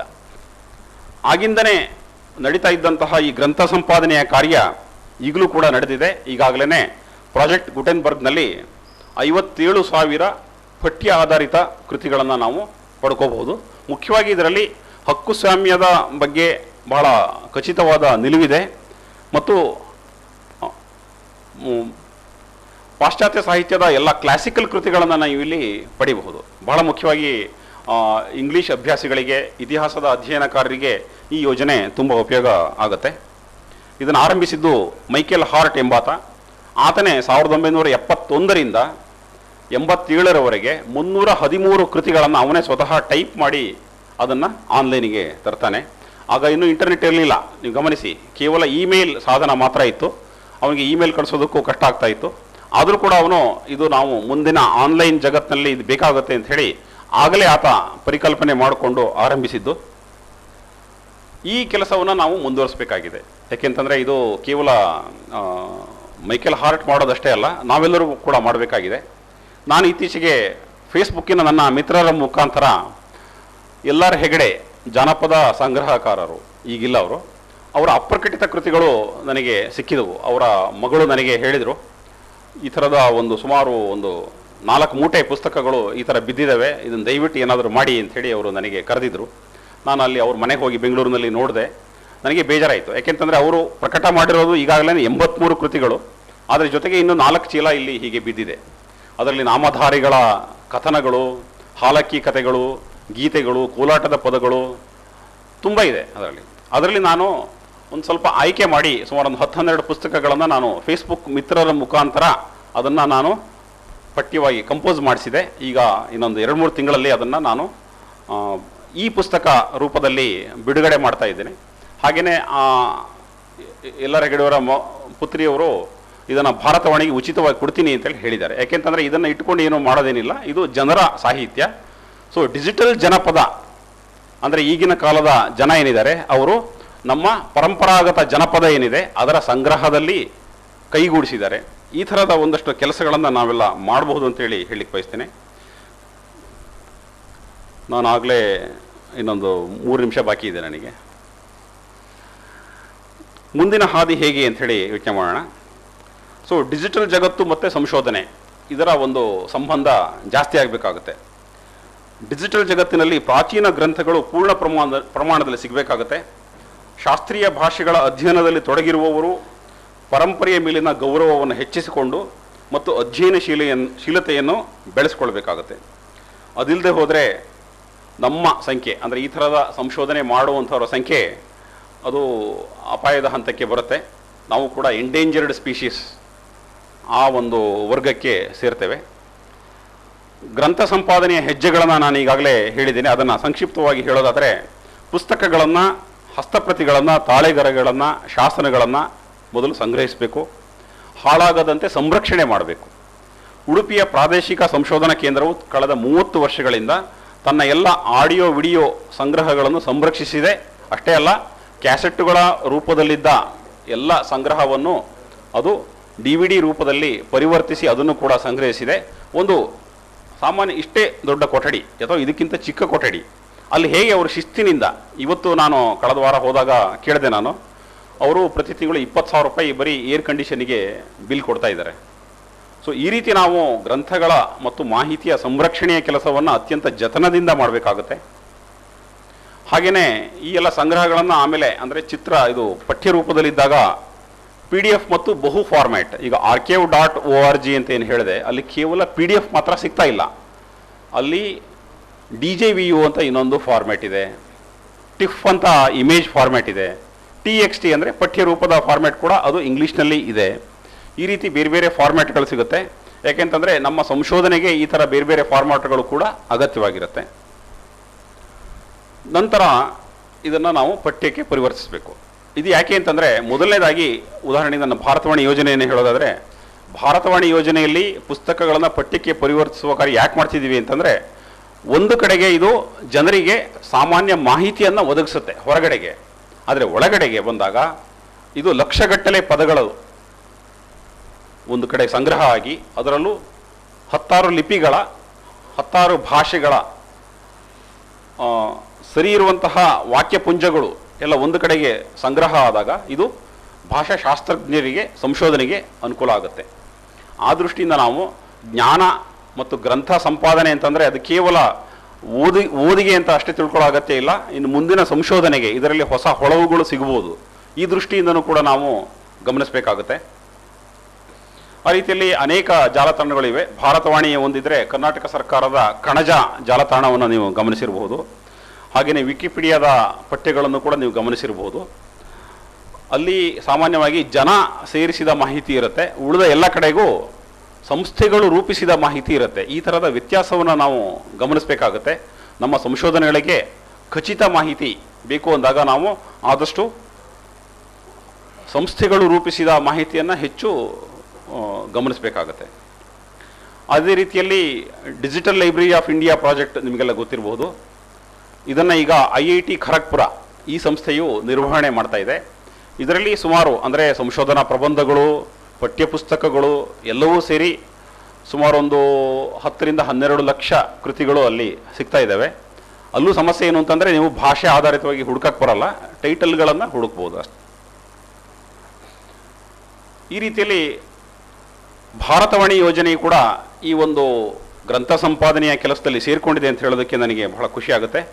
ಅದರಲ್ಲಿ ಮುಖ್ಯವಾಗಿ ನಾವು ನಿಘಂಟುಗಳ ವಿಭಾಗದಲ್ಲಿ 151ಕ್ಕೂ ಹೆಚ್ಚು ನಿಘಂಟುಗಳನ್ನು, ಸುಮಾರು 60 ಭಾಷೆಗಳಿಗೆ ಸೇರಿರೋದು, ಇವುಗಳನ್ನು ನಾವು ಪಠ್ಯ ಹುಡುಕಾಟದ ರೂಪದಲ್ಲಿ ಒದಗಿಸಿದ್ದೇವೆ. ತಾವೆಲ್ಲರೂ ಆಂಡ್ರಾಯ್ಡ್ ಆ್ಯಪ್ನಲ್ಲಿ ಭಾರತವಾಣಿ ಆ್ಯಪನ್ನು ಡೌನ್ಲೋಡ್ ಮಾಡ್ಕೋಬೋದು. ವಿಂಡೋಸ್ನಲ್ಲಿ ಕೂಡ ಲಭ್ಯ ಇದೆ, iOSನಲ್ಲಿ ಇಲ್ಲ. ಹಾಗೆಯೇ ಅದು ಜಾಲತಾಣದಲ್ಲಿ ಕೂಡ ಈ 151 ನಿಘಂಟುಗಳು ಅಲ್ಲದೇನೆ ಇನ್ನೂ ಸುಮಾರು 300 ನಿಘಂಟುಗಳು, ಅಂದರೆ ಸುಮಾರು 490 ನಿಘಂಟುಗಳು ನಮ್ಮ ಭಾರತವಾಣಿ ಪುಟದಲ್ಲಿ ಸಿಗುತ್ತೆ. ಇದು ಬಹುಶಃ ಭಾರತದಲ್ಲಿ ಅತಿ ದೊಡ್ಡ ಸಂಗ್ರಹ. ಇದನ್ನು ತಾವೆಲ್ಲರೂ ಪ್ರಯೋಜನ ಪಡ್ಕೋಬೇಕು ಅಂಥೇಳಿ ನಾನು ಕೇಳ್ಕೊತೇನೆ.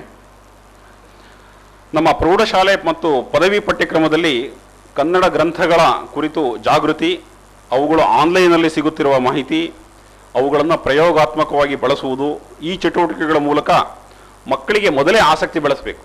ಇಲ್ಲಿ ಏನಾಗ್ತಾ ಇದೆ ಅಂತಂದರೆ, ಒಂದು ರೀತಿ ಕಂದರ, ಮೊದಲು ಒಂದಷ್ಟು ಕನ್ನಡ ಇತ್ಯಾದಿ ಕಲಿಸ್ತೇವೆ ನಾವು, ಆಮೇಲೆ ಇಂಗ್ಲೀಷ್ ಮೀಡಿಯಮ್ನಲ್ಲಿ ಶಾಲೆಗೆ ಹೋಗ್ತಾರೆ, ಅದಾದಮೇಲೆ ಮತ್ತೆ ಕನ್ನಡ ಅಂಥೇಳಿ ಒಂದು ಸ್ವಲ್ಪ ಪ್ರಯತ್ನ ನಡೆಯುತ್ತೆ. ಆಮೇಲೆ ನಾವು ಸಂಶೋಧನೆಗೆ ಅಂಥೇಳಿ ಪೋಸ್ಟ್ ಗ್ರ್ಯಾಜುಯೇಷನ್ ಇತ್ಯಾದಿ ಕೋರ್ಸ್ಗಳಿಗೆ ನಾವು ಸೇರ್ತೇವೆ. ಆವಾಗ ನಮಗೆ ಇದೆಲ್ಲ ನಮ್ಮ ಹೊಸ ಹೊಸ ಕ್ಷೇತ್ರಗಳು ಅಂಥೇಳಿ ಸಂಶೋಧನೆಗೆ ಅಥವಾ ಬೇರೆ ಬೇರೆ ಕೆಲಸಕ್ಕೆ ಹೊರಡ್ತೇವೆ. ಆರಂಭದಿಂದಲೇ ನಮಗೆ ಈ ಥರದ ಒಂದು ಕೆಲಸ ಇದೆ ಅನ್ನೋದನ್ನು ಮಕ್ಕಳಿಗೆ ಗಮನಕ್ಕೆ ತಂದರೆ ಮುಂದಿನ ದಿನಗಳಲ್ಲಿ ಅವರು ಹೆಚ್ಚಿನ ಆಸಕ್ತಿಯನ್ನು ಬೆಳೆಸ್ಕೋಬೋದು. ಇಲ್ಲದೆ ಹೋದರೆ ನಿಮಗೆ ಕಲಿಕೆ ಮತ್ತೆ ಸಮಯ ತಗೊಳ್ಳುತ್ತೆ. ಮತ್ತೆ ನೀವು ಈಗ ಶುರು ಮಾಡಿದರೆ ಇನ್ನು ಮತ್ತೆ ನೀವು 5-6 ವರ್ಷ ಬೇಕಾಗುತ್ತೆ. ಈ ದೃಷ್ಟಿಯಲ್ಲಿ ನಮ್ಮ ನೀತಿ ನಿರೂಪಕರು ಮೊದಲೇ ಯೋಚನೆ ಮಾಡಿ ಅದನ್ನು ಕನಿಷ್ಠ ಪ್ರೌಢಶಾಲಾ ಹಂತದಲ್ಲಾದ್ರೂ ನಮ್ಮ ಜ್ಞಾನ ಪರಂಪರೆಯ ಬಗ್ಗೆ ಮಾಹಿತಿ ಕೊಡಬೇಕು ಅಂಥೇಳಿ ನನ್ನ ಅಭಿಪ್ರಾಯ.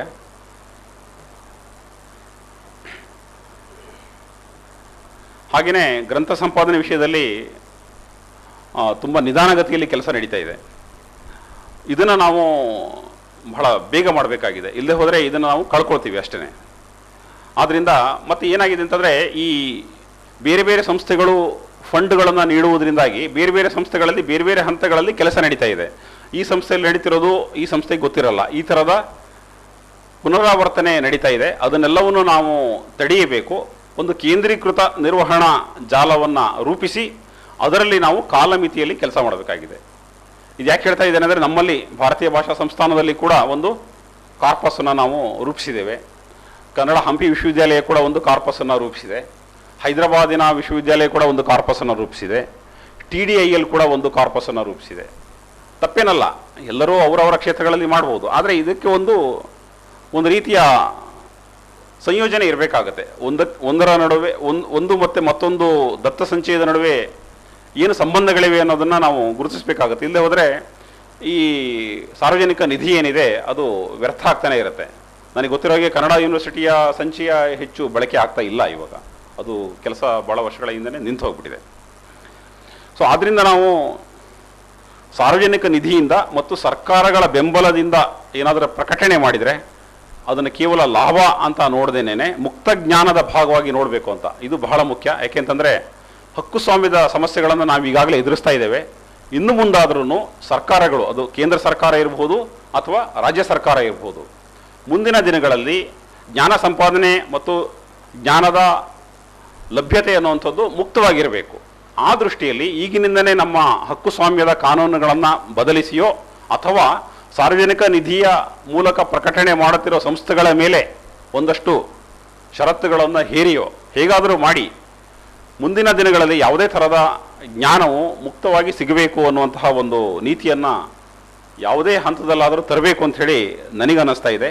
ನಾನು ಕಳೆದ 8 ವರ್ಷಗಳಿಂದ ಈ ಮುಕ್ತ ಜ್ಞಾನದ ವಿಷಯದಲ್ಲಿ ಹೆಚ್ಚು ಓದ್ತಾ ಇರೋದ್ರಿಂದ ಮತ್ತು ಅದೇ ರಂಗದಲ್ಲಿ ಕೆಲಸ ಮಾಡ್ತಾ ಇರೋದ್ರಿಂದ ಇದೆಲ್ಲವೂ ನನ್ನ ವೈಯಕ್ತಿಕ ಅಭಿಪ್ರಾಯಗಳು. ಯಾಕೆಂತಂದರೆ ಒಂದು ರಸ್ತೆ ಕಟ್ಟಿಸಿದರೆ ಅದು ಸಾರ್ವಜನಿಕವಾಗಿ ಎಲ್ಲರಿಗೂ ಸಿಗುತ್ತೆ, ಹೌದಾನೆ? ಒಂದು ಪ್ರಾಥಮಿಕ ಶಾಲೆ, ಒಂದು ಪ್ರಾಥಮಿಕ ಆರೋಗ್ಯ ಕೇಂದ್ರ, ಒಂದು ವಿಶ್ವವಿದ್ಯಾಲಯ ಎಲ್ಲವೂ ಕೂಡ ಸಾರ್ವಜನಿಕ ನಿಧಿಯಲ್ಲಿ ರೂಪುಗೊಂಡಿರುವಂಥದ್ದು.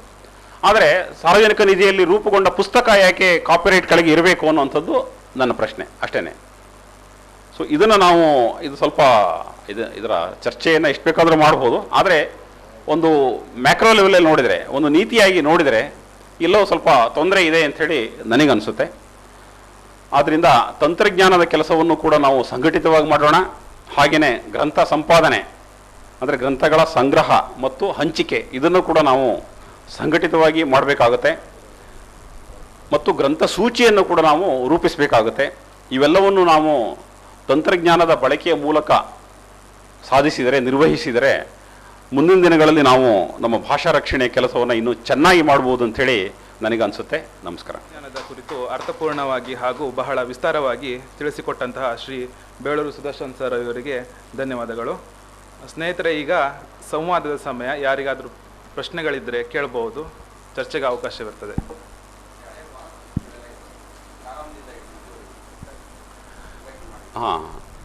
ಇಲ್ಲಿ ಭಾರತವಾಣಿ ಒಂದು ಚಿಕ್ಕ ತಂಡ. ಇಲ್ಲಿ ನಾವು ತಾಳೆಯೋಲೆ ಗ್ರಂಥಗಳನ್ನು ನಮ್ಮ ವ್ಯಾಪ್ತಿಯಿಂದ ಹೊರಗಿಟ್ಟಿದ್ದೇವೆ, ಕೇವಲ ಪುಸ್ತಕಗಳನ್ನು ಅಂಥೇಳಿ ನಾವು ಅಂದ್ಕೊಂಡಿದ್ದೇವೆ. ಯಾಕೆಂದರೆ ನಮ್ಮ ತಂಡ ಚಿಕ್ಕದು. ಮತ್ತು ತಾಳೆಯೋಲೆಗಳ ಡಿಜಿಟಲೀಕರಣಕ್ಕೆ ಸಂಬಂಧಪಟ್ಟಂತೆ ಬೇರೆ ಬೇರೆ ಸಂಸ್ಥೆಗಳು ಕೆಲಸ ಮಾಡ್ತಿದ್ದಾವೆ. ಬೇರೆ ಬೇರೆ ಕಡೆಗೆ ರಿಸೋರ್ಸ್ ಸೆಂಟರ್ಸ್ ಇದೆ, ಪಾರ್ಟ್ನರ್ಶಿಪ್ ಸೆಂಟರ್ಸ್ ಇದೆ. ಸೊ ಮ್ಯಾನುಸ್ಕ್ರಿಪ್ಟ್ ಮಿಷನ್ನಿನ ಕೆಲಸವೇ ಅದು. ಹೀಗಾಗಿ ನಾವು ಆ ಕೆಲಸವನ್ನು ಕೈಗೊಂಡಿಲ್ಲ. ಇನ್ನು ನೀವೇನು ಹೇಳಿದ್ರಲ್ಲ ಮ್ಯಾಗಝಿನ್ಗಳ ವಿಷಯ, ಅದನ್ನು ಖಂಡಿತವಾಗಿ ನಾವು ಪರಿಶೀಲಿಸ್ಬೋದು. ನನ್ನ ಪ್ರಶ್ನೆ ಏನು ಅಂತ ಹೇಳಿದ್ರೆ, ಈಗ ಕಣಜದಲ್ಲಿ ಸ್ಪೀಕ್ ಅಂತೇಳಿ ಒಂದು ಸಾಫ್ಟ್ವೇರ್ ಇದೆ. ಅದು ಕನ್ನಡಕ್ಕೆ ಹೋಗಿ ಬರೋದಿಲ್ಲ. ಕನ್ನಡಕ್ಕೆ ಅದನ್ನು ಒಗ್ಗಿಸ್ಕೊಳ್ಳಿಕ್ಕೆ ಸಾಧ್ಯ ಆಗ್ತಾ ಇಲ್ಲ. ಅದರ ಸಮಸ್ಯೆಯನ್ನು ನಿವಾರಣೆ ಮಾಡಲಿಕ್ಕೆ ಅಥವಾ ಅದನ್ನು ಬಳಕೆ ಮಾಡೋರಿಗೆ ನಮಗೆ ಅನಿಸುತ್ತೆ ಇದು ತುಂಬ ಒಳ್ಳೆ ಸಾಫ್ಟ್ವೇರ್, ಅದನ್ನು ಬಳಕೆ ಮಾಡಲಿಕ್ಕೆ ಆಗ್ತಾ ಇಲ್ಲ. ಇಲ್ಲ, ಕಣಜವನ್ನು ನಾವು 2010ರಲ್ಲಿ ಅದನ್ನು ಪುನರುಜ್ಜೀವನಗೊಳಿಸಿದಾಗ ನಾನೇ ಈ ಸ್ಪೀಕ್ ಸಾಫ್ಟ್ವೇರನ್ನು ಹುಡುಕಿದೆ ಯಾವುದಿದೆ ಅಂಥೇಳಿ. ಯಾಕೆಂದರೆ ಪಠ್ಯವನ್ನು ಓದಬೇಕಲ್ಲ, ಅಂಧರು ಅಥವಾ ಅನಕ್ಷರಸ್ಥರು ನಮ್ಮ ಪಠ್ಯವನ್ನು ಓದಬೇಕು. ಅದಕ್ಕೋಸ್ಕರ ಈ ಸ್ಪೀಕ್ ಅನ್ನುವಂಥದ್ದು ಓಪನ್ ಸೋರ್ಸ್ ತಂತ್ರಾಂಶ. ಮತ್ತು ಮುಖ್ಯವಾಗಿ ಅದನ್ನು ರೂಪಿಸಿದವರು ನಮ್ಮ ಕನ್ನಡಿಗರೇ ಆದಂತಹ TS ಶ್ರೀಧರ್ ಎನ್ನುವಂತಹ ಒಬ್ಬ ಯುವಕ. ಅವರು ಅಂಧರು. ಅವರು ಕನ್ನಡದ ಈ ಭಾಗವನ್ನು, ಈ ಸ್ಪೀಕನ ಅದು 72 ಭಾಷೆಗಳಲ್ಲಿ ಸಿಗುತ್ತೆ. ಈ ಸ್ಪೀಕಿನ ಕನ್ನಡ ಭಾಗವನ್ನು ಅವರೇ ಅದನ್ನು ರೂಪಿಸಿದ್ದು. ಅವರ ಸಹಾಯ ತೆಗೆದುಕೊಂಡೇ ನಾನು ಅದನ್ನು ಕಣಜದಲ್ಲಿ ಅಳವಡಿಸಿದೆ. ಅದು ಈಗಲೂ ಲಭ್ಯ ಇದೆ, ಓಪನ್ ಸೋರ್ಸಲ್ಲಿದೆ. ಅದಕ್ಕೆ ನೀವು ಸ್ವಲ್ಪ ಯಾಕೆಂದರೆ ಅದು ತುಂಬ ತಂತ್ರಜ್ಞಾನದಲ್ಲಿ ತುಂಬ ಮುಂದಿದೆ. IASC ಅವರು ಒಂದು ಟೆಕ್ಸ್ಟ್ ಟು ಸ್ಪೀಚನ್ನು ಮಾಡಿದ್ದಾರೆ. ಆದರೆ ಅದು 880 MB ಈ ಥರ ಏನೋ ತುಂಬ ಅದಕ್ಕೆ ಹೆವಿ ಫೈಲ್ ಅದು. ಆದರೆ ಈ ಸ್ಪೀಕ್ ಏನಿದೆ ಅದು ವಾಯ್ಸ್ ಸಿಂಥಸೈಸರ್ ಅಂತ ಹೇಳ್ತೀವಿ. ಅಂದರೆ ಅದು ಧ್ವನಿಯನ್ನು ಸಿಂಥಸೈಸ್ ಮಾಡಿ ಅದನ್ನು ಪಠ್ಯವನ್ನು ಸಿಂಥಸೈಸ್ ಮಾಡಿ ಧ್ವನಿಯಾಗಿ ಪರಿವರ್ತಿಸುತ್ತೆ. ಆದ್ದರಿಂದ ಅದು ತುಂಬ ಸುಲಭವಾದ ಮತ್ತು ಉತ್ತಮ ತಂತ್ರಜ್ಞಾನ. ಅದನ್ನು ಬಳಸಲಿಕ್ಕೆ ಏನೋ ಸಮಸ್ಯೆ ಇರಬಾರ್ದು. ಅದು ಇನ್ಸ್ಟಾಲ್ ಮಾಡಿ ಕೆಲವು ಕಾನ್ಫಿಗ್ರೇಷನ್ಸ್, ಕೆಲವು ಆಯ್ಕೆಗಳನ್ನು ನೀವು ಮಾಡಬೇಕಾಗತ್ತೆ. ಒಂದು ಡಿಸ್ಅಡ್ವಾಂಟೇಜ್ ಏನಂದರೆ ಅದು ಯಂತ್ರದ ಥರ ಓದುತ್ತೆ. ಯಾಕೆಂದರೆ ಸಿಂಥಸೈಸರ್ ಅದು. IASCಯ ತಂತ್ರಾಂಶದಲ್ಲಿ ತಂತ್ರಜ್ಞಾನ ಸ್ವಲ್ಪ ಹಿಂದಿದೆ, ಆದರೆ ವಾಯ್ಸ್ ಏನಿದೆ ಅದು ಮನುಷ್ಯನ ಧ್ವನಿಯಾಗಿದೆ. ಆದರೆ ಈ ಸ್ಪೀಕ್ನಲ್ಲಿ ತಂತ್ರಜ್ಞಾನ ಸುಧಾರಣೆಯಾಗಿದೆ, ಆದರೆ ಧ್ವನಿ ಮಾತ್ರ ಯಂತ್ರ. ಆದರೂ ಓದ್ಬೋದು, ತೊಂದರೆ ಇಲ್ಲ. ನೀವು ಅದರ ವೇಗವನ್ನು ಸ್ವಲ್ಪ ಅಡ್ಜಸ್ಟ್ ಮಾಡಿದರೆ, ನಿಧಾನವಾಗಿ ಓದು ಅಂತ ಹೇಳಿದರೆ ಅದು ಸ್ವಲ್ಪ ನಿಧಾನವಾಗಿ ಓದುತ್ತೆ. ಮತ್ತು ಬೇರೆ ಬೇರೆ ಥರದ ಆಯ್ಕೆ ಇದೆ, ಮೇಲು ಫೀಮೇಲು ಈ ಥರದ್ದೆಲ್ಲ ಆಯ್ಕೆಗಳು ಅದರಲ್ಲಿ ಇದೆ, ನೋಡ್ಕೋಬೋದು. ಏನು ಸಮಸ್ಯೆ ಇಲ್ಲ ಅದನ್ನು ಬಳಸಲಿಕ್ಕೆ. ನಿಮ್ಮಲ್ಲಿ ಅಳವಡಿಸಿಕೊಂಡು ತಾಂತ್ರಿಕವಾಗಿ ಅಳವಡಿಸಿಕೊಂಡು ಅಂದರೆ ಆ ಕಾಲ ಕಾಯಿ ಅಂತ ವಿಜ್ಞಾನ ಕಾಲಕ್ಕೆಲ್ಲ ಆ ಥರ ಏನಾಗ್ತದೆ ನಮ್ಮ ಶಾಸನಶಾಸ್ತ್ರ ವಿಭಾಗಗಳಲ್ಲಿ ಅವೆಲ್ಲ ಇದೆ. ಬಹಳ ಸಂತೋಷದ ಸುದ್ದಿ ಇದು. ಇದನ್ನು ನಾನು ಯಾರು ಈ OCR ಸಮುದಾಯದಲ್ಲಿ ಯಾರು ಕೆಲಸ ಮಾಡಿದ್ದಾರೆ ಅಲ್ಲ, ಅದರಲ್ಲಿ ಇನ್ನೊಂದಿಷ್ಟು ಬೆಳವಣಿಗೆ ಬೇಕಾಗ್ಬೋದು, ಗೊತ್ತಿಲ್ಲ. ಆದರೆ ಬಹಳ ಮುಖ್ಯವಾದ ಮಾಹಿತಿ ಇದು. ಒಂದು ಸಂಗ್ರಹ ಅಂತೂ ಇದೆ ಅಂತಾಯಿತು, ಒಂದು ಆಕಾರ ಅಂತೂ ಇದೆ ಅಂತಾಯಿತು. ಸೊ ಇದನ್ನು ಬಳಸ್ಕೊಂಡು ಇದರ ಮೂಲಕ ಪ್ರೋಗ್ರಾಮ್ ಮಾಡ್ತಾನೇ ಈ ಒಂದು ಶಾಸನಗಳ ಮತ್ತು ತಾಳೆ ಗ್ರಂಥಗಳ ಇರ್ಬೋದು, ಅಥವಾ ಶಾಸನಗಳ ಅಂತ ತಗೊಳ್ಳಿ, ಇದರ OCRನ್ನು ಅಭಿವೃದ್ಧಿ ಮಾಡಲಿಕ್ಕೆ ಖಂಡಿತ ಸಾಧ್ಯ ಇದೆ. ನಾನು ತಂತ್ರಜ್ಞ ಅಲ್ಲ, OCR ರಂಗದಲ್ಲಿ ಯಾರು ಕೆಲಸ ಮಾಡ್ತಿದ್ದಾರೆ ಅವರಿಗೆ ನಾನು ಈ ಮಾಹಿತಿಯನ್ನು ಕೊಡಲಿಕ್ಕೆ ಮತ್ತು ನಿಮ್ಮನ್ನು ಸಂಪರ್ಕ ಮಾಡಲಿಕ್ಕೆ ನಾನು ಖಂಡಿತವಾಗಿ ಪ್ರಯತ್ನ ಪಡ್ತೀನಿ. ಈಗ ಕನ್ನಡ ಗ್ರಂಥ ಸಂಪಾದನೆ ಮತ್ತು ತಂತ್ರಜ್ಞಾನ ನಮ್ಮಲ್ಲಿ ಕನ್ನಡ ಗ್ರಂಥ ಸಂಪಾದನಾ ಶಾಸ್ತ್ರ, ಕನ್ನಡ ಪ್ರಾಚೀನ ಕಾವ್ಯಗಳನ್ನು ಸಂಪಾದನೆ ಮಾಡ್ತಲ್ಲ, ಪರಿಷ್ಕರಣೆ ಮಾಡ್ತಲ್ಲ, ಅದಕ್ಕೆ ತಂತ್ರಜ್ಞಾನ ಹೇಗೆ ಹೆಲ್ಪ್ ಆಗ್ತದೆ ಅನ್ನೋದ್ರ ಬಗ್ಗೆ ಪ್ರಯತ್ನಿಸಲಾಗಿದೆ. ಪ್ರಾಚೀನ ಕಾವ್ಯಗಳ ಪರಿಷ್ಕರಣೆ ಸಂದರ್ಭದಲ್ಲಿ ತಂತ್ರಜ್ಞಾನವನ್ನು ಹೇಗೆ ಬಳಸ್ಕೊಳ್ಬೋದು ಅದರ ಬಗ್ಗೆ ಹೇಳಿದ್ರೆ ಇದು ತುಂಬ ಮುಖ್ಯ ವಿಷಯನೇ. ಇದ್ರ ಬಗ್ಗೆ ನಾನು ತುಂಬ ಏನು ಅಧ್ಯಯನ ಮಾಡಿಲ್ಲ, ಆದರೆ ನನಗೆ ಗೊತ್ತಿರೋ ಕೆಲವು ಮಾಹಿತಿ ಹಂಚ್ಕೋತೀನಿ ನಾನು. ಈಗ ಕಿಂಡಲ್ ಅನ್ನುವಂಥ ಒಂದು ಬುಕ್ ರೀಡರ್ ನೀವು ನೋಡಿರ್ಬೋದು ಅಲ್ವಾ. ಅಲ್ಲಿ ನೀವು ಪುಸ್ತಕ ಓದಬೇಕಾದ್ರೆ ಯಾವ್ದಾದ್ರು ಕಠಿಣ ಪದದ ಅರ್ಥ ಅಂತ ಒಂದು ಸ್ವಲ್ಪ ಒತ್ತಿ ಹಿಡ್ಕೊಂಡ್ರೆ ಅದರಲ್ಲಿ ಬೇರೆ ಬೇರೆ ನಿಘಂಟುಗಳು ಸಿಗ್ತವೆ, ಅರ್ಥ ಸಿಗುತ್ತೆ ನಿಮಗೆ. ಅದರಲ್ಲಿ ಆಕ್ಸ್ಫರ್ಡ್ ಡಿಕ್ಷನರಿ ಇರ್ಬೋದು, ಅದು ಕಿಂಡಲ್ ಯಾರ ಜೊತೆಗೆ ಅಗ್ರಿಮೆಂಟ್ ಮಾಡ್ಕೊಂಡಿದೆ ಆ ಒಂದು ನಿಘಂಟಿನ ಅರ್ಥ ಅದರಲ್ಲಿ ಸಿಗುತ್ತೆ. ಆದರೆ ಕನ್ನಡದಲ್ಲಿ ಆ ಥರ ಇದೆಯಾ? ಇಲ್ಲ.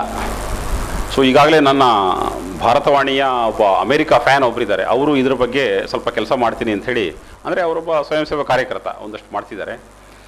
ಇದು ಬಹಳ ಮುಖ್ಯ. ಅದಕ್ಕೆ ನಾನು ಹೇಳಿದ್ದು, ಈ ಥರದ ಗ್ರಂಥ ಸಂಪಾದನೆಯ ಹಂತದಿಂದ ನಾವು ಮುಂದಿನ ಹಂತಕ್ಕೆ ಹೋಗಬೇಕು. ಈ ರೀತಿ ನೀವು ಹೇಳೋದಂಥ ಹಂತಕ್ಕೆ ಹೋಗಬೇಕು ಅಂತಂದರೆ, ಅಂದರೆ ಗ್ರಂಥಗಳ ಪರಿಷ್ಕರಣೆ ಇರ್ಬೋದು, ಪದಗಳ ಬಳಕೆ ಇರ್ಬೋದು, ಇದಕ್ಕೆ ಹೋಗಬೇಕು ಅಂತಂದರೆ ಮೊದಲೊಂದು ನಮಗೆ ಸಂಗ್ರಹ ಇರಬೇಕಲ್ಲ. ಉದಾಹರಣೆಗೆ ನಮ್ಮ ಭಾರತವಾಣಿಯ ಯೋಜನೆಯಲ್ಲಿ ಇರುವಂತಹ ನಿಘಂಟುಗಳ ಪಟ್ಟಿಯನ್ನು ನೋಡಿದರೆ ಹಳೆಗನ್ನಡ ಪದ ಸಂಪದ, ಚಂಪು ನುಡಿಗನ್ನಡಿ, ಈ ಥರದ ಒಂದಷ್ಟು ಕೋಶಗಳನ್ನು ಹಾಕಿದ್ದೇವೆ ನಾವು. ಸೊ ಇದರ ಮುಂದುವರಿದ ಭಾಗವಾಗಿ ಈ ಹಳೆಗನ್ನಡ ಕಾವ್ಯದ ಡಿಜಿಟಲೀಕರಣ ಮತ್ತು ಇಂಟರ್ಲಿಂಕಿಂಗ್ ಮೂಲಕ ನೀವು ಹೇಳಿದಂತಹ ಪರಿಷ್ಕರಣದ ಕೆಲಸವನ್ನು ಮಾಡ್ಬೋದು. ಅದೇ ನಾನು ತಂತ್ರಜ್ಞಾನದ ಸಾಧನದ ರೂಪದಲ್ಲಿ ಹೇಳೋದಾದರೆ, ನೀವು ಒಂದು ಕೃತಿಯನ್ನು ಓದಬೇಕಾದ್ರೆ ನಿಮಗೆ ಅಕ್ಕಪಕ್ಕದ ಮಾಹಿತಿ ಸಿಗಬೇಕು, ಹೌದಾನೆ? ಮುಖ್ಯವಾಗಿ ಅದರ ಪರಿಷ್ಕರಣಕ್ಕೆ ಬೇಕಾಗಿರುವಂಥದ್ದು ಒಂದನೇದು ತಿದ್ದುಪಡಿ ತಂತ್ರಾಂಶ ಇರಬಹುದು, ಅಕ್ಷರಗಳನ್ನು ಅಥವಾ ಪದಗಳನ್ನು ತಿದ್ದುವಂತಹ ತಂತ್ರಾಂಶ, ಈ ರೀತಿಯ ವಾಕ್ಯ ರಚನೆಯ ತಂತ್ರಾಂಶ ಇರಬಹುದು. ಈ ರೀತಿಯ ತಂತ್ರಾಂಶಗಳನ್ನು ಮಾಡಲಿಕ್ಕೆ ಸಾಧ್ಯ ಇದೆ. ಯಾವಾಗ ಅಂತಂದರೆ ಈ ಥರ ಒಂದು ದೊಡ್ಡ ಕಾರ್ಪಸ್, ಒಂದು ದತ್ತ ಸಂಚಯ ಇದು ರೂಪುಗೊಂಡಾಗ ನಿಮಗೆ ಬೇರೆ ಬೇರೆ ಥರದ ಈ ಪರಿಷ್ಕರಣೆಯ ಉತ್ತರಗಳೇನಿದೆ ಅದನ್ನು ಅದರಲ್ಲಿ ನೀವು ತೆಗಿಬಹುದು. ಇದು ಖಂಡಿತ ಸಾಧ್ಯ ಇದೆ. ಅದಕ್ಕೆ ಮೊದಲು ನಾವು ಪದಗುಚ್ಛಗಳನ್ನು ಸಂಗ್ರಹಿಸಬೇಕು, ವಾಕ್ಯಗಳನ್ನು ಸಂಗ್ರಹಿಸಬೇಕು, ಅರ್ಥಗಳನ್ನು ಸಂಗ್ರಹಿಸಬೇಕು. ಅದು ಇದ್ದಾಗ ಮುಂದಿನ ವಿದ್ಯಾರ್ಥಿಗಳಿಗೆ ಅದು ಅನುಕೂಲ ಆಗುತ್ತೆ. ನಿಮಗೆ ಏನೂ ಇಲ್ಲದೇನೆ ಅದೇನು ಉತ್ತರ ಕೊಡಲ್ಲ. ಯಾವುದೇ ತಂತ್ರಾಂಶ ಆಗಲಿ, ಯಾವುದೇ ಥರದ ಮಾಹಿತಿಯನ್ನು ಊಡಿಸ್ದೇನೆ ಅದು ಮಾಹಿತಿಯನ್ನು ಕೊಡಲ್ಲ. ಸೊ ಒಂದು ಪ್ರಮಾಣದಲ್ಲಿ ನಾವು ಮಾಹಿತಿಯನ್ನು ಊಡಿಸಿ ಆ ತಂತ್ರಜ್ಞಾನವನ್ನು ರೂಪಿಸಿದರೆ, ಈಗ ಸ್ಪೆಲ್ ಚೆಕಿಂಗ್ ಅಂತ ಹೇಳ್ತಾರೆ, ಕೆಲವು ತಂತ್ರಾಂಶಗಳಲ್ಲಿ ನೀವು ಟೈಪ್ ಮಾಡ್ತಾ ಹೋದಾಗೆ ಅದು ಸರಿಯೋ ತಪ್ಪೋ ಅನ್ನೋದನ್ನು ಹೇಳ್ತಾ ಇರುತ್ತೆ. ಅದೇ ರೀತಿಯಲ್ಲಿ ವ್ಯಾಕರಣದ ದೃಷ್ಟಿಯಲ್ಲಿರ್ಬೋದು, ಅಥವಾ ಪದ ಬಳಕೆಯ ದೃಷ್ಟಿಯಲ್ಲಿರ್ಬೋದು, ಅಥವಾ ಉಲ್ಲೇಖಗಳ ದೃಷ್ಟಿಯಲ್ಲಿರ್ಬೋದು, ಇವೆಲ್ಲ ದೃಷ್ಟಿಯಿಂದನೂ ಅದು ನಮಗೆ ಪ್ರಾಂಪ್ಟ್ ಮಾಡಬೇಕು ಅಂತಂದರೆ ಅದಕ್ಕೆ ಬೇಕಾಗಿರುವಂಥ ಒಂದು ದತ್ತ ಸಂಚಯವನ್ನು ನಾವು ರೂಪಿಸಬೇಕಾಗತ್ತೆ. ಖಂಡಿತವಾಗಿಯೂ ಇದು ಒಂದು ಪ್ರಮಾಣದಲ್ಲಿ ಸಾಧ್ಯ ಇದೆ ಅಂತ ನಾನು ಹೇಳ್ಬೋದು. ಸರ್, ನನ್ನ ಲೊಕೇಶನ್ ಅಂತೇಳಿ ನಮ್ಮ ಭಾರತೀಯ ಭಾಷೆಗಳಲ್ಲಿ ಗಮನಿಸಿಕೊಂಡಾಗ ಅತಿ ಹೆಚ್ಚು ಕಾಣಿಸಿಕೊಳ್ಳೋದು ಕಾಪಿರೈಟ್ ಸಮಸ್ಯೆ. ಈ ಕಾಪಿರೈಟ್ ಸಮಸ್ಯೆ ಅಂತ ಹೇಳೋದು ಆಡಿಯೋ, ವಿಡಿಯೋ ಹಾಗೂ ಪುಸ್ತಕ ಇದಕ್ಕೆಲ್ಲಕ್ಕೂ ಸಂಬಂಧಪಟ್ಟ ಹಾಗೆ ಈ ಸಮಸ್ಯೆಯನ್ನು ನೀಗಿಸಿಕೊಳ್ಳೋಕ್ಕೆ ಭಾರತೀಯ ಯಾವುದೇ ಭಾಷೆಗಳಲ್ಲಿ, ಎಲ್ಲ ಭಾಷೆಗಳಲ್ಲಿ ಸಮಸ್ಯೆ ಇದೆ ದೊಡ್ಡದು. ಈ ಸಮಸ್ಯೆಯನ್ನು ಹೇಗೆ ನೀಗಿಸಬಹುದು? ಯಾಕೆ ಅದು ಸಮಸ್ಯೆ ಆಗಿದೆ ಅಂತ? ಯಾಕೆಂದರೆ ನಾವು ವಿಕಿ ಸೋರ್ಸ್ ಅನ್ನು ಮಾಡ್ತಾ ಇದ್ದೀವಿ. ವಿಕಿ ಸೋರ್ಸ್ ಅಲ್ಲಿ ಮಾಡಿದಾಗ ಭಾರತದ ಆಕ್ಟ್ ಅನ್ನು ನೋಡಿದಾಗ, ಇಂಡಿಯನ್ ಆಕ್ಟ್ ನೋಡಿದಾಗ ಸಮಸ್ಯೆ ಕೊಡುತ್ತೆ. ಹೌದು. ಅಂದರೆ ಅದು ಅವರು ಡೆತ್ ಆಗಿ ಇಷ್ಟು ವರ್ಷ ಆಗಿರ್ಬೇಕು ಅಂತ ಒಂದು ನಿಯಮ ಇದೆ. ಆ ನಿಯಮಗಳನ್ನು ಇಷ್ಟು ಪಾಲಿಸಿಕೊಂಡು ಹೋಗ್ಬೇಕಾಗುತ್ತೆ. ನೋಡಿದಾಗ ಗೊತ್ತಾಯ್ತು, ನನಗೆ ಅರ್ಥ ಆಯ್ತು. ಅದು ವಿಕಿ ಸೋರ್ಸು ಮತ್ತು ಹಕ್ಕುಸ್ವಾಮ್ಯ ವಿಷಯ ಕೇಳ್ತಿದ್ದೀರಾ. ಅದಕ್ಕೆ ಈ ಭಾರತವಾಣಿ ಹಾಗಾದರೆ ಹೇಗೆ ಪುಸ್ತಕಗಳನ್ನು ಪ್ರಕಟ ಮಾಡ್ತಿದೆ ಅನ್ನೋ ಪ್ರಶ್ನೆಯನ್ನು ನೀವು ಕೇಳ್ಬೋದು. ನಾವು ಕೂಡ ಭಾರತೀಯ ಹಕ್ಕುಸ್ವಾಮ್ಯ ಕಾಯ್ದೆ 1952 ತಿದ್ದುಪಡಿ 2012 ಇದರ ಕೆಳಗೆ ಕೆಲಸ ಮಾಡ್ತಾ ಇದ್ದೇವೆ. ಹೇಗೆ ಅಂತಂದರೆ ಅದರಲ್ಲಿ ಸೆಕ್ಷನ್ 51A ಮತ್ತು 51B ಅಂತ ಇದೆ. ಅದರಲ್ಲಿ ನ್ಯಾಯಯುತ ಬಳಕೆ ಅಂತ ಒಂದು ವಿಧಿ ಇದೆ. ಅಂದರೆ ನೀವು ಸಂಶೋಧನೆಗೆ, ಅಧ್ಯಯನಕ್ಕೆ ನೀವು ಈ ಕೃತಿಯನ್ನು ಬಳಸಬಹುದು ಅಂಥೇಳಿ ಒಂದು ವಿಧಿ ಇದೆ. ಆ ವಿಧಿಯನ್ನು ಬಳಸಿಕೊಂಡು ಭಾರತವಾಣಿ ಎಲ್ಲ ಕೃತಿಗಳನ್ನು ಆನ್ಲೈನಲ್ಲಿ ಮುಕ್ತವಾಗಿ ಕೊಡ್ತಾ ಇದೆ. ನೀವು ಹೇಳಿದ ಸಮಸ್ಯೆಗೆ ಒಂದು ರಾತ್ರೋರಾತ್ರಿ ಉತ್ತರ ಸಿಗಲ್ಲ. ಅದಕ್ಕೆ ಈಗ ನಾನು ಒಬ್ಬ ಮುಕ್ತ ಜ್ಞಾನದ ಅಭಿಯಾನಿ ಆದರೂ ಕೂಡ ನಾನು ಇಂಡಿಯನ್ ಕಾಪಿರೈಟ್ ಆ್ಯಕ್ಟನ್ನು ತಕ್ಷಣವೇ ಬದಿಗೆ ಸೇರಿಸಿ ಕೆಲಸ ಮಾಡೋಕ್ಕಾಗಲ್ಲ. ಯಾಕೆಂದರೆ ಭಾರತ ಸರ್ಕಾರ 750 ವಿಶ್ವವಿದ್ಯಾಲಯಗಳು, 100 ಅಕಾಡೆಮಿಗಳು, ಒಂದು 500-600 ಭಾಷಾ ಲಿಟ್ರೇಚರ್ ಸಂಸ್ಥೆಗಳು, ಇವೆಲ್ಲವನ್ನು ನಾವು ಒಳಗೆ ತಗೋಬೇಕು. ಅವರೆಲ್ಲರಿಗೂ ಹಕ್ಕುಸ್ವಾಮ್ಯವನ್ನು ನಾಳೆಯಿಂದ ಬೆಳಗ್ಗೆ ಬಿಟ್ಬಿಡಿ ಅಂತಂದರೆ ಅದು ಆಗದೇ ಇರುವಂಥ ಕೆಲಸ.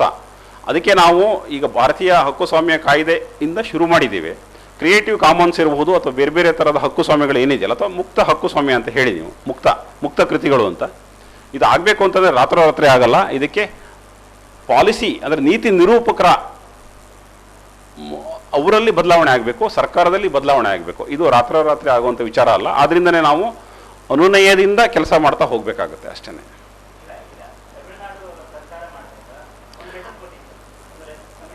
ತಮಿಳುನಾಡಿನಲ್ಲಿ ಪ್ರತ್ಯೇಕವಾಗಿದೆ. ತಮಿಳುನಾಡು ರಾಮಮೂರ್ತಿಗೆ ಗೊತ್ತಿದೆ. ತಮಿಳುನಾಡು ನಮ್ಮೆಲ್ಲರಿಗಿಂತ ಬಹಳ ಮುಂದೆ ಇದೆ. ಈಗ ಕಣಜ ಜಾಲತಾಣ ಮಾಡಬೇಕಾದ್ರೆ ನನಗೆ ಸ್ಫೂರ್ತಿಯಾಗಿದ್ದು ತಮಿಳು ವರ್ಚುವಲ್ ಯೂನಿವರ್ಸಿಟಿನೇ. ಅದು ಕಣಜಕ್ಕಿಂತ ಒಂದು 5-6 ವರ್ಷ ಹಿಂದೆಯೇ ಶುರುವಾಗಿತ್ತು. ಆಮೇಲೆ ಈಗ ಅವರು ನನಗೆ ಗೊತ್ತಿರೋ ಮಾಹಿತಿ ಹಾಗೆ ಸರ್ಕಾರದ ಎಲ್ಲ ಪ್ರಕಟಣೆಗಳು ಮುಕ್ತ ಅಂತ ಹೇಳಿ ಅವರೊಂದು ಸುತ್ತೋಲೆಯನ್ನು ಹೊರಡಿಸಿದ್ದಾರೆ ಅಂತ ನನಗೆ ಬಂದಿರೋ ಮಾಹಿತಿ. ಹೀಗೆ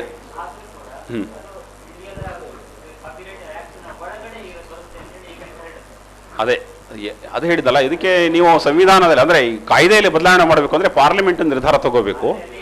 ದೊಡ್ಡ ಇದು ಕ್ರಮ ಇದು. ನಾವು ಇಲ್ಲಿ ಚರ್ಚೆ ಮಾಡಿ ಪರಿಹಾರ ಸಿಗಲ್ಲ. ಅದಕ್ಕೆ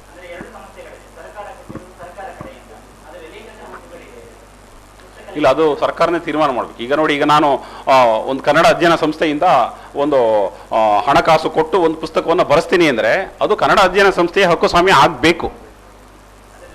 ಕಮಿಷನ್ಡ್ ಪಬ್ಲಿಕೇಶನ್ಸ್ ಅಂತ ಹೇಳ್ತೀವಿ, ಸಪೋರ್ಟೆಡ್ ಪಬ್ಲಿಕೇಶನ್ ಅಂತ ಹೇಳ್ತೀವಿ. ನಮ್ಮಲ್ಲಿ ಗ್ರಾಂಟಿನ್ ಏಡ್ ಅಂತ ಕೊಡ್ತೀವಿ ಭಾರತೀಯ ಭಾಷಾ ಸಂಸ್ಥಾನದಲ್ಲಿ, ಎಷ್ಟೋ ಒಂದಷ್ಟು ಹಣವನ್ನು ಕೊಡ್ತೇವೆ. ಆದರೆ ಹಕ್ಕುಸ್ವಾಮ್ಯ ಲೇಖಕನ ಹತ್ರ ಇರುತ್ತೆ. ಈ ರೀತಿ ಅನೇಕ ವಿಷಯಗಳಿದೆ. ಅದನ್ನು ನಾವು ಇಲ್ಲಿ ತಕ್ಷಣದಲ್ಲೇ ಚರ್ಚೆ ಮಾಡಿ ಉತ್ತರ ಸಿಗುವಷ್ಟು ಸುಲಭ ಇಲ್ಲ. ಕನ್ನಡ ಗ್ರಂಥ ಸಂಪಾದನೆ ಮತ್ತು ತಂತ್ರಜ್ಞಾನದ ಕುರಿತು ನಮ್ಮೊಂದಿಗೆ ವಿಷಯವನ್ನು ಹಂಚಿಕೊಂಡಂತಹ ಶ್ರೀ ಬೇಳೂರು ಸುದರ್ಶನ್ ಅವರಿಗೆ ಧನ್ಯವಾದಗಳು. ಮುಂದೆ ವಚನ ಸಾಹಿತ್ಯ ಸಂಪಾದನೆ ಮತ್ತು 2ನೇ ಹಂತ ಕುರಿತು ಡಾಕ್ಟರ್ ಕೆ ರವೀಂದ್ರನಾಥ್ ಅವರು ಮಾತನಾಡಲಿದ್ದಾರೆ. ಅದಕ್ಕೂ ಮೊದಲು 5 ನಿಮಿಷ ಚಹಾ ವಿರಾಮ ಇರುತ್ತೆ, ಆದಷ್ಟು ಬೇಗ ಬರಬೇಕಾಗಿ ಕೇಳುತ್ತೆ. ಸಂಪಾದನೆ 2ನೇ ಹಂತ ಅನ್ನುವಂಥ ವಿಷಯವನ್ನು ಕುರಿತು ಮಾತಾಡಲಿಕ್ಕೆ ಸಂಘಟನೆಕಾರರು ನನಗೆ ಸೂಚಿಸಿದ್ದಾರೆ.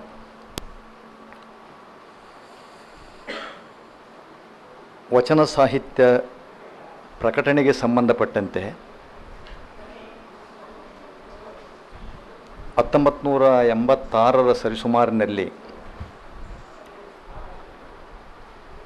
ಗದಗಿನ ತೋಂಟದಾರ್ಯ ಮಠದಲ್ಲಿ ವಚನ ಸಾಹಿತ್ಯ ಪ್ರಕಟಣಾ ಇತಿಹಾಸ ಅನ್ನುವಂಥ ಒಂದು ವಿಚಾರ ಸಂಕಿರಣ ಹಮ್ಮಿಕೊಳ್ಳಲಾಗಿತ್ತು. ಆಗ ಆ ವಿಚಾರ ಸಂಕಿರಣದ ಅಧ್ಯಕ್ಷ ಸ್ಥಾನದಿಂದ ದಿವಂಗತ ಡಾಕ್ಟರ್ ಎಂ ಕಲಬುರ್ಗಿಯವರು ಒಂದು ಸೂತ್ರಪ್ರಾಯವಾದಂಥ ಹೇಳಿಕೆಯನ್ನು ಮಾಡ್ತಾರೆ. ಏನು ಅಂದರೆ, ಕ್ರೈಸ್ತ ಮಿಷನರಿಗಳಿಂದ ಉಪೇಕ್ಷೆಗೆ ಒಳಗಾದ ವಚನ ಸಾಹಿತ್ಯ ಬಳ್ಳಾರಿ ಶೆಟ್ಟರ ಕೈಯಲ್ಲಿ, ಬಳ್ಳಾರಿ ಶೆಟ್ಟರು ಕೈ ಚೆಲ್ಲಿದಾಗ ಫಾಗು ಅಳಕಟ್ಟಿಯವರ ತೋಳಲ್ಲಿ, ಫಾಗು ಅಳಕಟ್ಟಿಯವರ ತೋಳು ಸೋತಾಗ ಆರ್ಷಿ ಹಿರೇಮಠರ ಹೆಗಲಲ್ಲಿ, ಆರ್ಷಿ ಹಿರೇಮಠರ ಹೆಗಲಿನಿಂದ ಜಾರಿ ಬೀಳ್ತಿರಬೇಕಾದಾಗ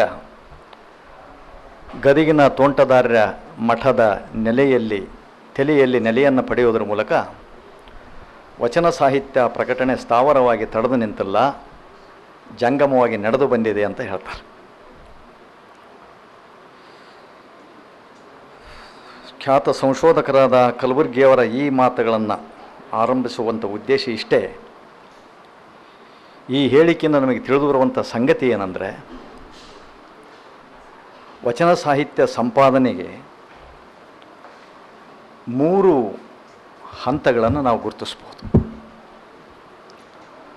ಒಂದು, ಹಳಕಟ್ಟಿ ಪೂರ್ವಯುಗದ ಸಂಪಾದನೆ, ಹಳಕಟ್ಟಿ ಯುಗದ ಸಂಪಾದನೆ, ಹಳಕಟ್ಟಿಯ ನಂತರದ ವಚನ ಸಾಹಿತ್ಯ ಸಂಪಾದನೆ. ಬಹುಶಃ ಈ ಅರ್ಥದಲ್ಲಿ ಅವರು ಮಾತಾಡ್ಯಾರಲ್ಲಿ. ಹಳಕಟ್ಟಿ ಪೂರ್ವಯುಗದಲ್ಲಿ ಒಂದು ಅಂದಾಜಿನ ಪ್ರಕಾರ, ಆ ಕ್ಷೇತ್ರದಲ್ಲಿ ಒಂದು 25 ವರ್ಷ ಬೋಧನೆ ಮತ್ತು ಅಧ್ಯಯನ ಮಾಡಿದ ಅನುಭವದ ಹಿನ್ನೆಲೆಯಲ್ಲಿ ಹೇಳೋದಾದರೆ, 1883ರಿಂದ 1914 ಅವಧಿಯನ್ನು ನಾವು ಹಳಕಟ್ಟಿ ಪೂರ್ವದ ಸಂಪಾದನಾ ಅಂದರೆ ವಚನ ಸಾಹಿತ್ಯಕ್ಕೆ ಮಾತ್ರ, ಇಡೀ ಕನ್ನಡ ಸಾಹಿತ್ಯಕ್ಕೆ ದಯವಿಟ್ಟು ಆರೋಪ ಮಾಡಬೇಡಿ, ವಚನ ಸಾಹಿತ್ಯ ಸಂಪಾದನೆ ಕುರಿತಂತೆ 18 ವಚನ ಸಾಹಿತ್ಯ ಕೃತಿಗಳು ಪ್ರಕಟಗೊಂಡವೆ. ಅಂದರೆ ದೇಶಿ ವ್ಯಾಪಾರಿಗಳಾದಂಥ ಬಳ್ಳಾರಿ ಶೆಟ್ಟರು ಇರ್ಬೋದು, ಅಥವಾ ಕೆಲವು ಆಸಕ್ತ ವಿದ್ವಾಂಸರಿರ್ಬೋದು. ಅಲ್ಲಿ ಗ್ರಂಥ ಸಂಪಾದನೆಯನ್ನು ಕುರಿತು ಇಷ್ಟು ಕೃತಿಗಳು ಬಂದವೆ. ಆದರೆ ಅದನ್ನು ಸಂಪಾದನೆ ಅನ್ನಬೇಕು ಅಥವಾ ಅನ್ನಬಾರ್ದು ಅನ್ನುವಂಥ ಪ್ರಶ್ನೆ ವಿದ್ವಾಂಸರ ನೆಲೆಯಲ್ಲಿ ಚರ್ಚೆಯಾಗಿದೆ. ಯಾಕಂದರೆ ಕೆಲವು ಕೃತಿಗಳಿಗೆ ಸಂಪಾದಕರ ಹೆಸರೇ ಇಲ್ಲ. ಉದ್ದೇಶ ಸಂಪಾದಕರಂತ ಹಾಕಬೇಕು ಅನ್ನುವಂಥದ್ದು ಇದ್ದಿಲ್ಲ ಅವರಿಗೆ. ಹಸ್ತಪ್ರತಿಯ ಒಡಲಲ್ಲಿರುವಂಥ ವಿಷಯ ಮೊದಲು ಪುಸ್ತಕಕ್ಕೆ, ಅಚ್ಚಿಗೆ ಅಂದರೆ ಪ್ರಿಂಟಿ ಮಾಧ್ಯಮಕ್ಕೆ ಬರಬೇಕು ಅನ್ನುವಂಥದ್ದು ಭಾಳ ಮುಖ್ಯವಾದ ಉದ್ದೇಶ ಆಗಿತ್ತು ಅವರಿಗೆ. ನಾವೀಗ ಹೇಳಿದ್ವಲ್ಲ, ಪಾಠ ಪರಿಷ್ಕರಣ, ಮತ್ತೊಂದು ಮುಗಿದೊಂದು, ಸರಿಪಾಠ ಯಾವುದು, ತಪ್ಪು ಪಾಠ ಯಾವುದು, ಕೋಟಾವಚನ ಯಾವುದು, ಇವು ಯಾವುದು ಕೂಡ ಅವ್ರು ತಲೆ ಕೆಡಿಸ್ಕೊಳ್ಳಿಲ್ಲ. ತಾಡುವಲಿಯಲ್ಲಿ ಇರುವಂಥದ್ದು, ಗ್ರಂಥ ಸಂಪಾದನೆ ಇರುವಂಥದ್ದು ಪ್ರಕಟ ಆಗಬೇಕು, ಜನರ ಕೈಗೆ ತಲುಪಬೇಕು ಅನ್ನುವಂಥ ಒಂದು ಉದ್ದೇಶ ಇಟ್ಕೊಂಡು ಕೆಲಸ ಮಾಡಿದರು. ಹೀಗಾಗಿ ಅಲ್ಲಿ ಅವರು ಸಂಪಾದಕರ ಹೆಸರನ್ನು ಕೆಲವು ಮಂದಿ ಹಾಕೊಳ್ಳಿಲ್ಲ, ಅವಕ್ಕೆ ಅನುಬಂಧಗಳನ್ನು ಅವ್ರು ಕೊಡಲಿಲ್ಲ. ಅಂದರೆ ಗ್ರಂಥ ಸಂಪಾದನೆ ಒಂದು ಏನು ಶಾಸ್ತ್ರೀಯವಾದಂಥ ಗ್ರಂಥ ಸಂಪಾದನೆ ವಿಧಾನ ಐತಲ್ಲ, ಒಟ್ಟಾರೆ ಅದನ್ನು ಅವರು ಅನುಸರಿಸಿಲ್ಲ. ಬಳಸಿಕೊಂಡ ಹಸ್ತಪ್ರತಿಗಳ ವಿವರವನ್ನು ಕೂಡ ಅವ್ರು ಕೊಟ್ಟಿಲ್ಲ. ಎಷ್ಟು ಹಸ್ತಪ್ರತಿಗಳನ್ನು ನಾವು ಬಳಸ್ಕೊಂಡ್ವಿ ಈ ಕೃತಿಯನ್ನು ಹೊರತರಲಿಕ್ಕೆ ಅನ್ನುವಂಥದ್ದನ್ನು ಕೊಟ್ಟಿಲ್ಲ. ಒಟ್ಟಿನಲ್ಲಿ ಶಾಸ್ತ್ರೀಯ ಸಂಪಾದನೆ ವೈಧಾನಿಕತೆ ಅಲ್ಲಿ ಬಳಕೆಯಾಗಿಲ್ಲ ಅನ್ನುವಂಥದ್ದು ಈ ಶಿಬಿರಾರ್ಥಿಗಳ ಗಮನಕ್ಕೆ ತರ್ತೇನೆ. ಇನ್ನು ಹಳಕಟ್ಟಿಯವರ ಕಾಲಕ್ಕೆ ಬಂದರೆ 1923ರಿಂದ 1951 ಅವಧಿಯನ್ನು ಹಳಕಟ್ಟಿ ಕಾಲದ ಗ್ರಂಥ ಸಂಪಾದನೆ, ವಚನ ಸಾಹಿತ್ಯ ಸಂಪಾದನೆಯನ್ನು ಗುರುತಿಸ್ತೀವಿ. ಇದು ಮೊದಲ ಹಂತ ಅಂತ ಭಾವಿಸ್ಬೋದು ಇದನ್ನು. ಅಂದರೆ ಹಳಕಟ್ಟಿ, ಹರ್ಡೇಕರ್ ಮಂಜಪ್ಪ, ವೀರಭದ್ರಪ್ಪ ಕೊಪ್ಪಳ, ಶಿವಲಿಂಗಯ್ಯ ಚಿಕ್ಕೋಡಿ, ಶಿರಾಳಕೊಪ್ಪದ ಚನ್ನಮಲ್ಲಿಕಾರ್ಜುನ ಮಾಸ್ತರ, ಮಲ್ಲಾಭಾದಿ ವೀರಭದ್ರಪ್ಪ, ಹೀಗೆ ನೂರಾರು ವಿದ್ವಾಂಸರು ಆ ಕಾಲಕ್ಕೆ ತಮಗೆ ಸಿಕ್ಕಂಥ ವಚನಕಟ್ಟುಗಳನ್ನು, ಅಷ್ಟಪ್ರತಿಗಳನ್ನು ಸಂಗ್ರಹಿಸಿ ಅದನ್ನು ಪ್ರಕಟಣೆಗೆ ಸಜ್ಜುಗೊಳಿಸಿ ಪ್ರಕಟ ಮಾಡ್ತಾರೆ. ಅಂದರೆ ಈ ಕಾಲಘಟ್ಟದಲ್ಲಿ ಪ್ರಕಟವಾದ ಕೃತಿಗಳಿಗೆ ಒಂದು ಸಂಪಾದಕರ ಹೆಸರನ್ನು ಕಾಣಬಹುದು. ನಾವು ಪೂರ್ವದಲ್ಲಿ ಕಾಣಕ್ಕೆ ಸಾಧ್ಯ ಆಗೋದಿಲ್ಲ, ಅವ್ರಿಗೆ ಆ ಉದ್ದೇಶ ಇದ್ದಿಲ್ಲ ಅಂತ ಹೇಳಿದೆ ನಾನು. ಆದರೆ ಇಲ್ಲಿ ಸಂಪಾದಕರ ಹೆಸರನ್ನು ಹಾಕ್ಯಂತಾರೆ. ಯಾರು ನಮ್ಮ ಹರ್ಡೇಕರ್ ಮಂಜಪ್ಪರು ಇರ್ಬೋದು, ಹಳಕಟ್ಟಿಯವರು ಇರ್ಬೋದು, ಅದು ಸಂಪಾದಕರು ಅಂತ ಹೇಳ್ತಾರೆ. ಬಳಸಿಕೊಂಡ ಅಷ್ಟಪ್ರತಿಗಳ ವಿವರಗಳನ್ನು ಹೇಳ್ತಾರೆ. ಬೆಂಗಳೂರು ಭಾಗದಿಂದ ಈ ಅಷ್ಟಪ್ರತಿ ನನಗೆ ಹೆಂಗೆ ಬಂತು, ಬಿಜಾಪುರ ಭಾಗದಿಂದ ನನಗೆ ಯಾರು ಒದಗಿಸಿಕೊಟ್ರು ಅನ್ನುವಂಥದ್ದನ್ನು ಸುದೀರ್ಘವಾದ ಪ್ರಸ್ತಾವನೆಯಲ್ಲಿ ಹಳಕಟ್ಟಿಯವರು ಪ್ರಸ್ತಾಪ ಮಾಡ್ತಾರೆ. ಅದನ್ನು ಅಂದರೆ ಬಳಸಿಕೊಂಡಂಥ ಅಷ್ಟಪ್ರತಿಗಳ ವಿವರವನ್ನು ಕೊಡ್ತಾರೆ. ಪ್ರಸ್ತಾವನೆ ಪೀಠಿಕೆಗಳನ್ನು ಬರೀತಾರೆ. ಸಂಪಾದಿತ ಕೃತಿಗಳ ಸ್ವರೂಪ ಏನು ಅಂತ ಬರೀತಾರೆ. ಒಡೆತನ, ಸಂಪಾದಿಸಿದ ವಿಧಾನ, ಇವೆಲ್ಲವೂ ಅವರು ಬರೋದ್ರಿಂದ ಈ ಹಳಕಟ್ಟಿ ಕಾಲವನ್ನು ಬಹುಶಃ ನಾವು ಒಂದು ಶಾಸ್ತ್ರ ಅಂದರೆ ಮೊದಲ ಹಂತದ ವಚನ ಸಂಪಾದನಾ ಯುಗದ ಮೊದಲ ಹಂತದ ಒಂದು ಶಾಸ್ತ್ರಸಮ್ಮತವಾದ ಇತಿಹಾಸ ಅಂತ ನಾವು ಭಾವಿಸ್ಬೋದು. ಈ ಮೊದಲನೇ ಹಂತವನ್ನು ಕುರಿತು ನಾಳೆ ವಿದ್ವಾಂಸರಾಗಿರುವಂಥ ಪ್ರೊಫೆಸರ್ ಗುರುಪಾದ್ ಮರುಗುದ್ದಿಯವರು ಮಾತಾಡ್ತಾರೆ. ಬಹುಶಃ ಅವ್ರ ಡೇಟ್ ಏನು, ಅವರು ಯಾಕೆ 8ನೇ ತಾರೀಕು ಕೊಟ್ಟರು ಗೊತ್ತಾಗಲಿಲ್ಲ. ಮೊದಲನೇ ಹಂತದ ಪರಿಚಯ ಆಗಿದ್ದರೆ 2ನೇ ಹಂತದ ಪರಿಚಯ ಒಂದು ಕ್ರಮಬದ್ಧವಾಗಿ ನಮ್ಮ ಶಿಬಿರಾರ್ಥಿಗಳ ಗಮನಕ್ಕೆ ಬರ್ತಿತ್ತು.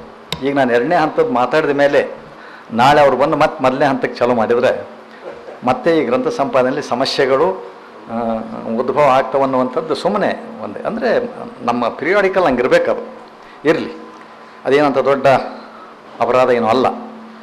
ಇನ್ನು ವಚನ ಸಾಹಿತ್ಯ ಸಂಪಾದನೆ 2ನೇ ಹಂತ ನನಗೆ ಕೊಟ್ಟಿರುವಂಥ ವಿಷಯ. ಈ ಅಧ್ಯಯನದ ಅನುಕೂಲಕ್ಕಾಗಿ ಈ ಘಟ್ಟವನ್ನು ನಾವು ಗುರುತಿಸಿಕೊಂಡಿವೆಯೇ ಹೊರತು 1ನೇ ಹಂತ, 2ನೇ ಹಂತ, ಪೂರ್ವದ ಹಂತ, ನಂತರದ ಹಂತ ಅಂತೇಳಿ ವರ್ಗೀಕರಣ ಮಾಡುವಂಥ ಅಗತ್ಯ ಏನೂ ಇಲ್ಲ ನಮ್ಮಲ್ಲಿ.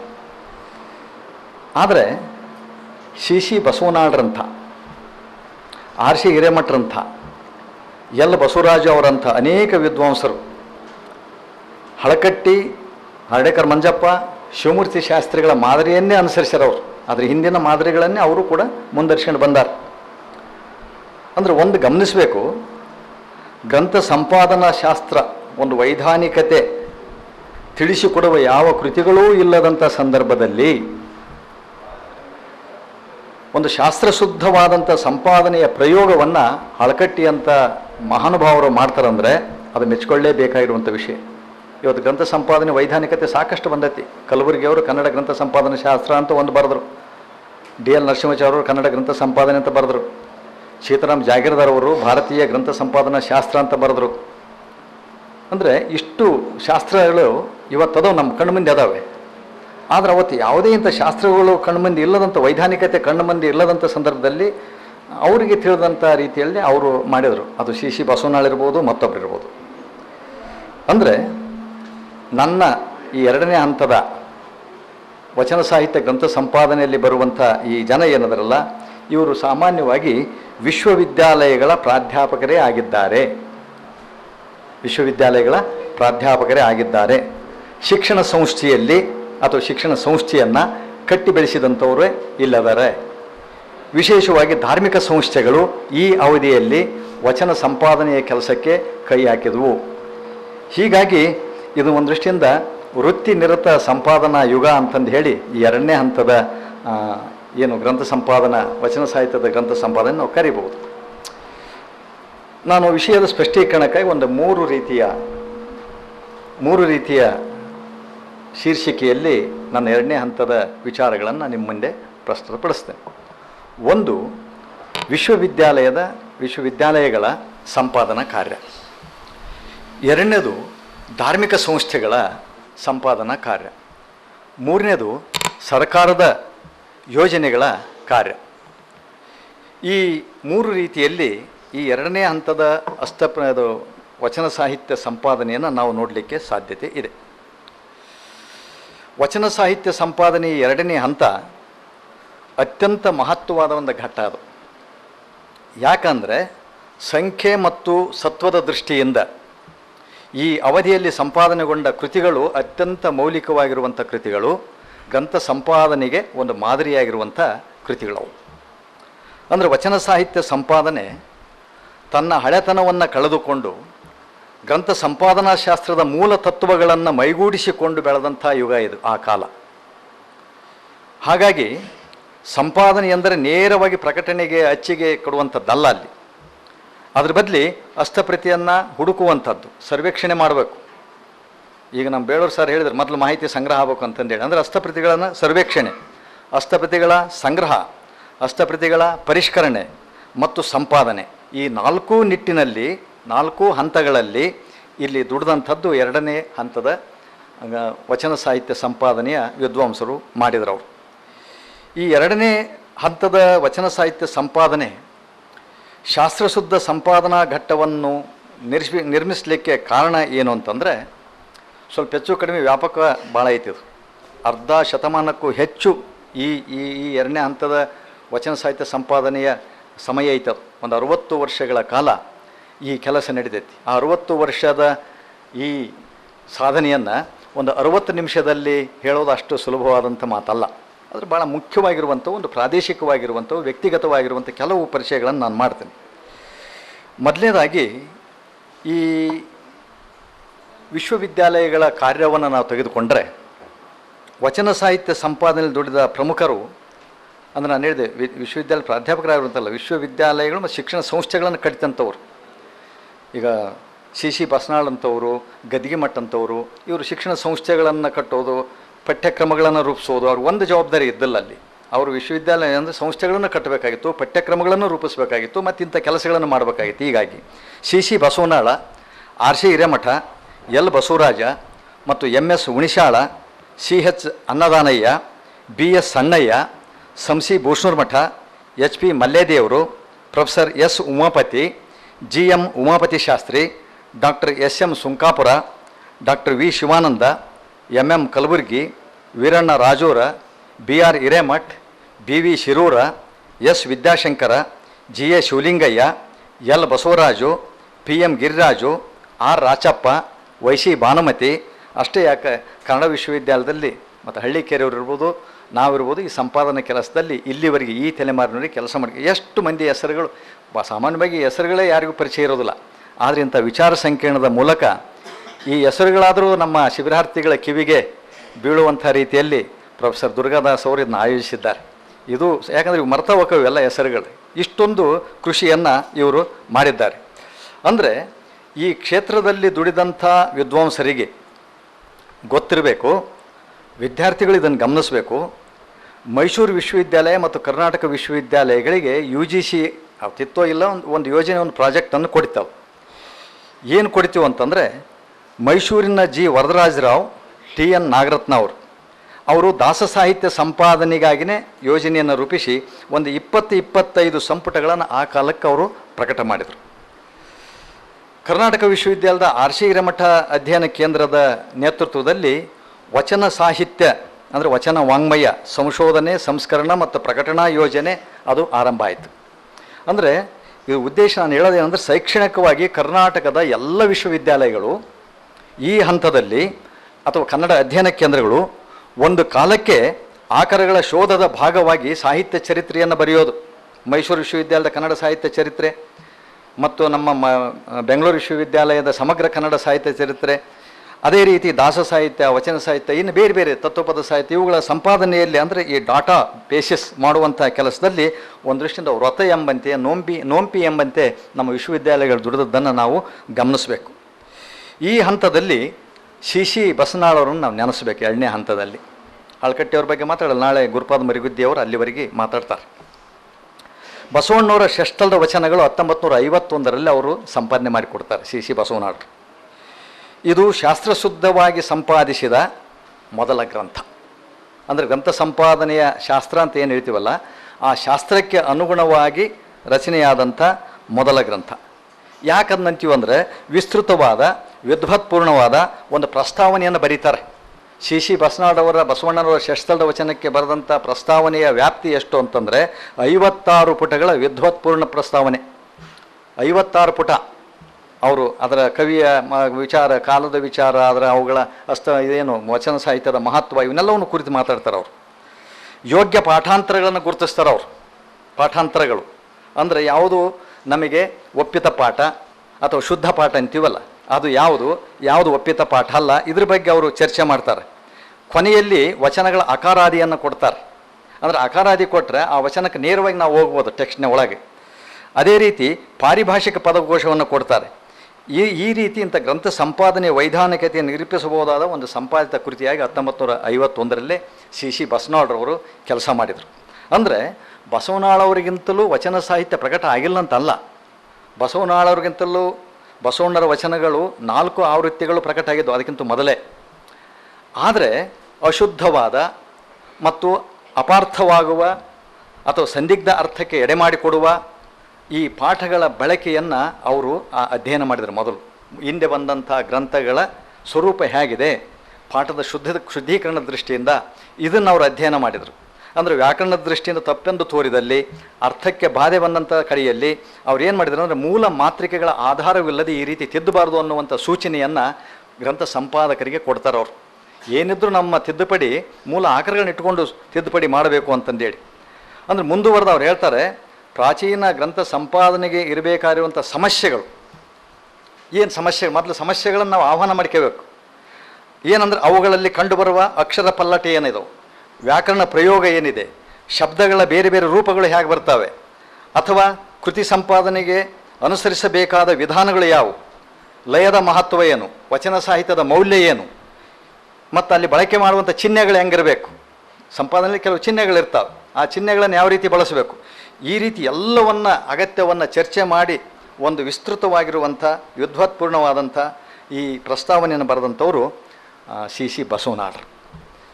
ಅಂದರೆ ಇವ್ರ ಕಾಲಕ್ಕಿನ್ನೂ ಸಂಪಾದನೆ ವೈಧಾನಿಕತೆ ಇದ್ದಿಲ್ಲ. ಬಹುಶಃ ಇವರು ಸಂಪಾದನೆ ನೋಡಿ ಬಹುಶಃ ಮುಂದೆ ವಿಧಾನಗಳು ರೂಪುಗೊಂಡು ಏನೋ.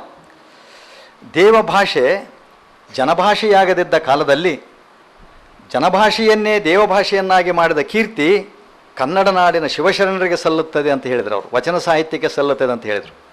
ಯಾಕೆ ಈ ಮಾತನ್ನು ನಾನು ಕೋಟ್ ಮಾಡ್ತೇನೆಂದರೆ, ಒಂದು ಪ್ರಸ್ತಾವನೆ ಬೇರೆ ಬೇರೆ ಚಳುವಳಿಗೆ ಅದು ಪ್ರೇರಣೆ ಕೊಡಬೇಕು. ಕರ್ನಾಟಕ ಏಕೀಕರಣದ ಈ ಸಂದರ್ಭದಲ್ಲಿ ಸಿ ಬಸವಣ್ಣವರ ಮಾತು ಅದು ಪ್ರಚೋದನಕಾರಿಯಾದ ಮಾತಾತು. ಪ್ರೇರಣಾ ಅಂದರೆ ಮಾತು ತಲೆ ಎತ್ತುವ ಬಗೆ, ನಮ್ಮಲ್ಲಿ BM ಶ್ರೀಕಂಠಯ್ಯರವರ ಮಾತು ತಲೆ ಎತ್ತು, ಇಂಥ ಮಾತುಗಳನ್ನು ನಾವು ಕೇಳಿದಾಗ ಏನಾಯ್ತು ಅಂದರೆ ಕರ್ನಾಟಕ ಏಕೀಕರಣದ ಬಗ್ಗೆ ಒಂದು ಚಿಂತನೆ ಮಾಡುವಂಥ ರೀತಿಯಲ್ಲಿ ಇವರು ಮಾತುಗಳಿದ್ದು.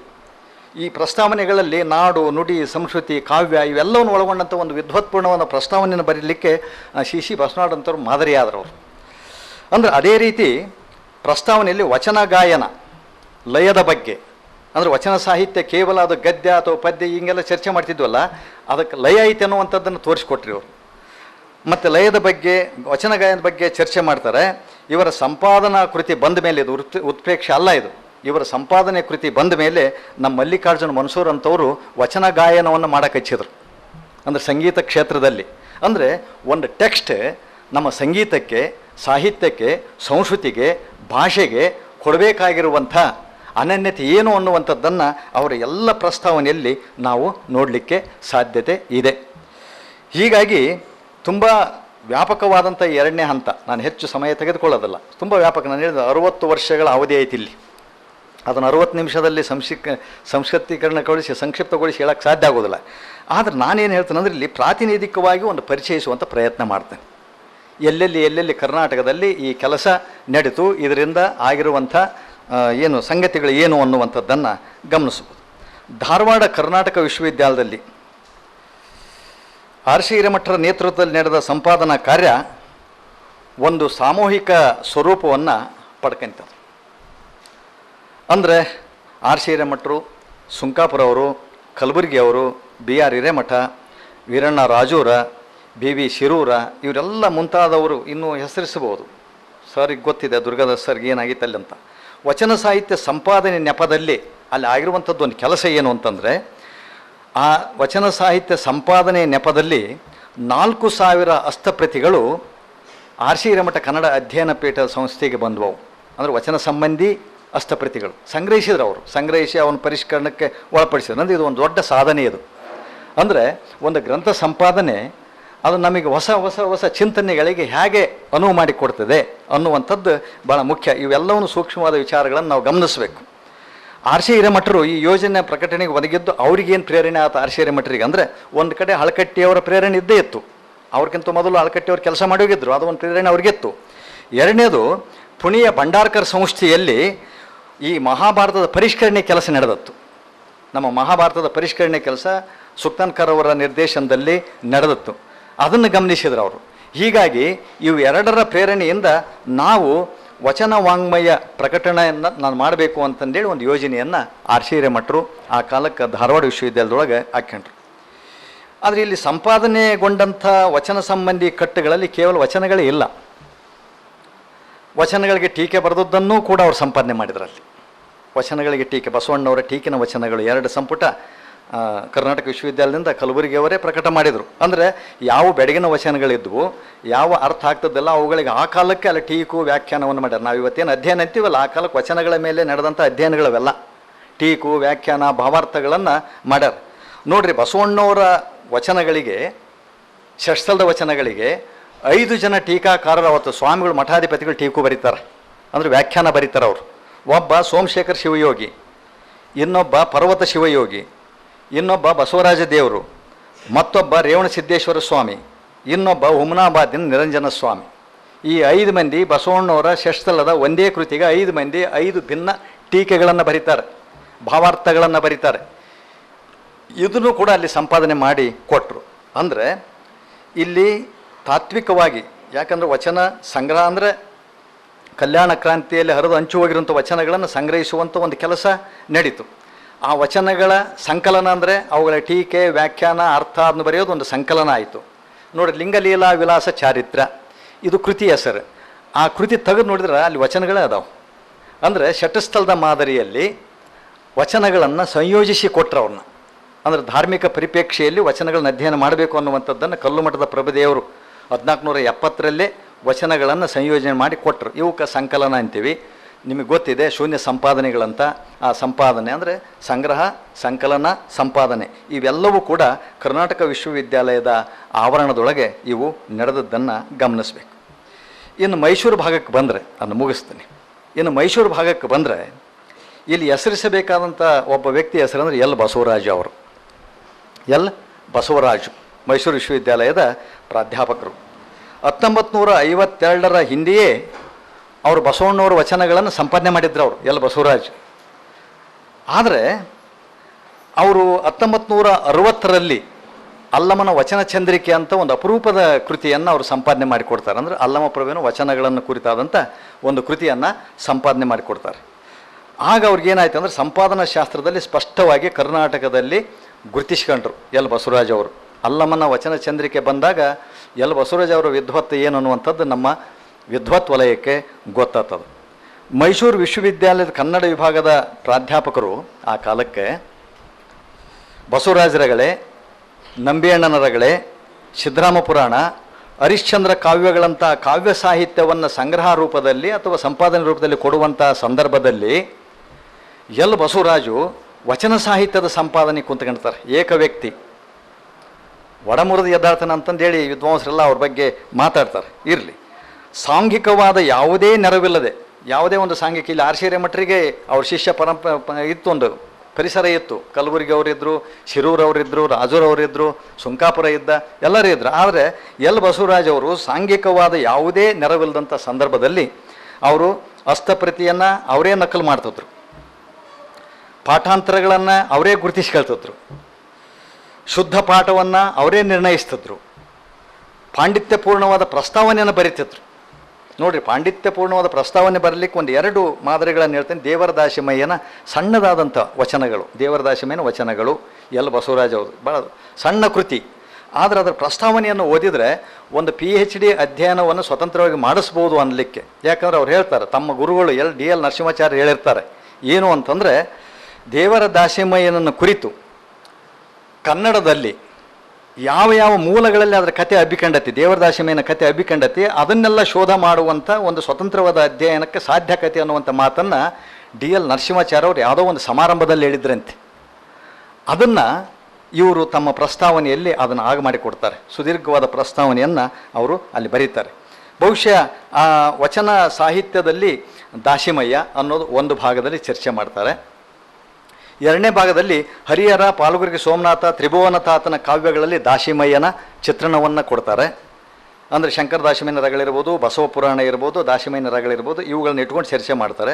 ವೀರಶೈವ ಪುರಾಣ ಕಾವ್ಯಗಳಲ್ಲಿ ದಾಸಿಮಯ್ಯ ಹೇಗೆ ಬರ್ತಾನೆ ಅಂತಂದು ಶಿವತತ್ವ ಚಿಂತಾಮಣಿ, ವೀರಶೈವಾಮೃತ ಪುರಾಣ ಇವೆಲ್ಲ ಇಟ್ಕೊಂಡು ಚರ್ಚೆ ಮಾಡ್ತಾರೆ. ದೇವಾಂಗ ಪುರಾಣದಲ್ಲಿ ದಾಸಿಮಯ್ಯ ಅಂತ ಮತ್ತೊಂದು ಆಕಾರವನ್ನು ಬಳಸ್ಕೊಂತಾರೆ ಅವರು. ಅಂದರೆ ಒಂದು ಸಣ್ಣ ಕೃತಿಗೆ ಒಂದು ಅರ್ಧದಷ್ಟು ವಿದ್ವತ್ ಆ ಕಾಲದ ವಿದ್ವಾಂಸರೇ ಆಗಿದ್ದರು ಅಂತ ಅನ್ನಿಸ್ತದೆ. ರಾಜಶೇಖರ ವಿಳಾಸವನ್ನು ಸಂಪಾದನೆ ಮಾಡಿ ಸಂಗ್ರಹ ಮಾಡಿದಂಥ ಆರ್ಶೇರ ಮಠರು ಒಂದು 80 ಪುಟದ ರಾಜಶೇಖರ ವಿಳಾಸ ಸಂಗ್ರಹಕ್ಕೆ 40 ಪುಟದ ಪ್ರಸ್ತಾವನೆಯನ್ನು ಬರೀತಾರೆ. ಅಂದರೆ ಅದು ಬೇಕಾಗಿತ್ತು ಅಂತ ಅಪೇಕ್ಷೆ, ಅದು ಇರಲಿ, ಅದು ಬೇರೆ ವಿಷಯ. ಅಂದರೆ ಈ 4 ನೆಲೆಯಲ್ಲಿ ದಾಸಿಮಯ್ಯನ ಬದುಕಿದ ರೀತಿಯನ್ನು ಇವರು ನಮ್ಮ ಎಲ್ ಬಸವರಾಜ್ ಅವರು ಚರ್ಚಿಸ್ತಾರೆ. ಅದೇ ರೀತಿ ಶಿವದಾಸ ಗೀತಾಂಜಲಿ ಅನ್ನುವಂಥ, ಅಂದರೆ ಈ ವಚನಕಾರರ ಜೊತೆಗೆ ಶರಣರ ಸ್ವರವಚನಗಳನ್ನು ಬರೆದಿದ್ರು ಅನ್ನುವಂಥದ್ದನ್ನು ಸಾಬೀತು ಮಾಡ್ತಾರೆ ಶಿವದಾಸ ಗೀತಾಂಜಲಿಯಲ್ಲಿ. ಕರ್ನಾಟಕ ಸಂಗೀತಕ್ಕೆ ಆದ್ಯರು ಹರಿದಾಸರಲ್ಲ, ಶಿವದಾಸರು ಅನ್ನುವಂಥದ್ದನ್ನು ಪ್ರಸ್ತಾವನೆಯಲ್ಲಿ ಬರೀತಾರೆ ಅವರು. ಯಾಕಂದರೆ ಅಲ್ಲೆಲ್ಲ ಸ್ವರವಚನಗಳು ಅವು ಹಾಡಿನ ಮೂಲಕ ಹಾಡುವಂಥ ಸಾಹಿತ್ಯ, ಅದನ್ನು ಶಿವಶರಣರು ರಚಿಸಿದರು ಅಂತಂದೇಳಿ ಭಾಳ ಉತ್ತಮವಾಗಿರುವಂಥ ಪ್ರಸ್ತಾವನೆಯನ್ನು ಬರೀತಾರೆ.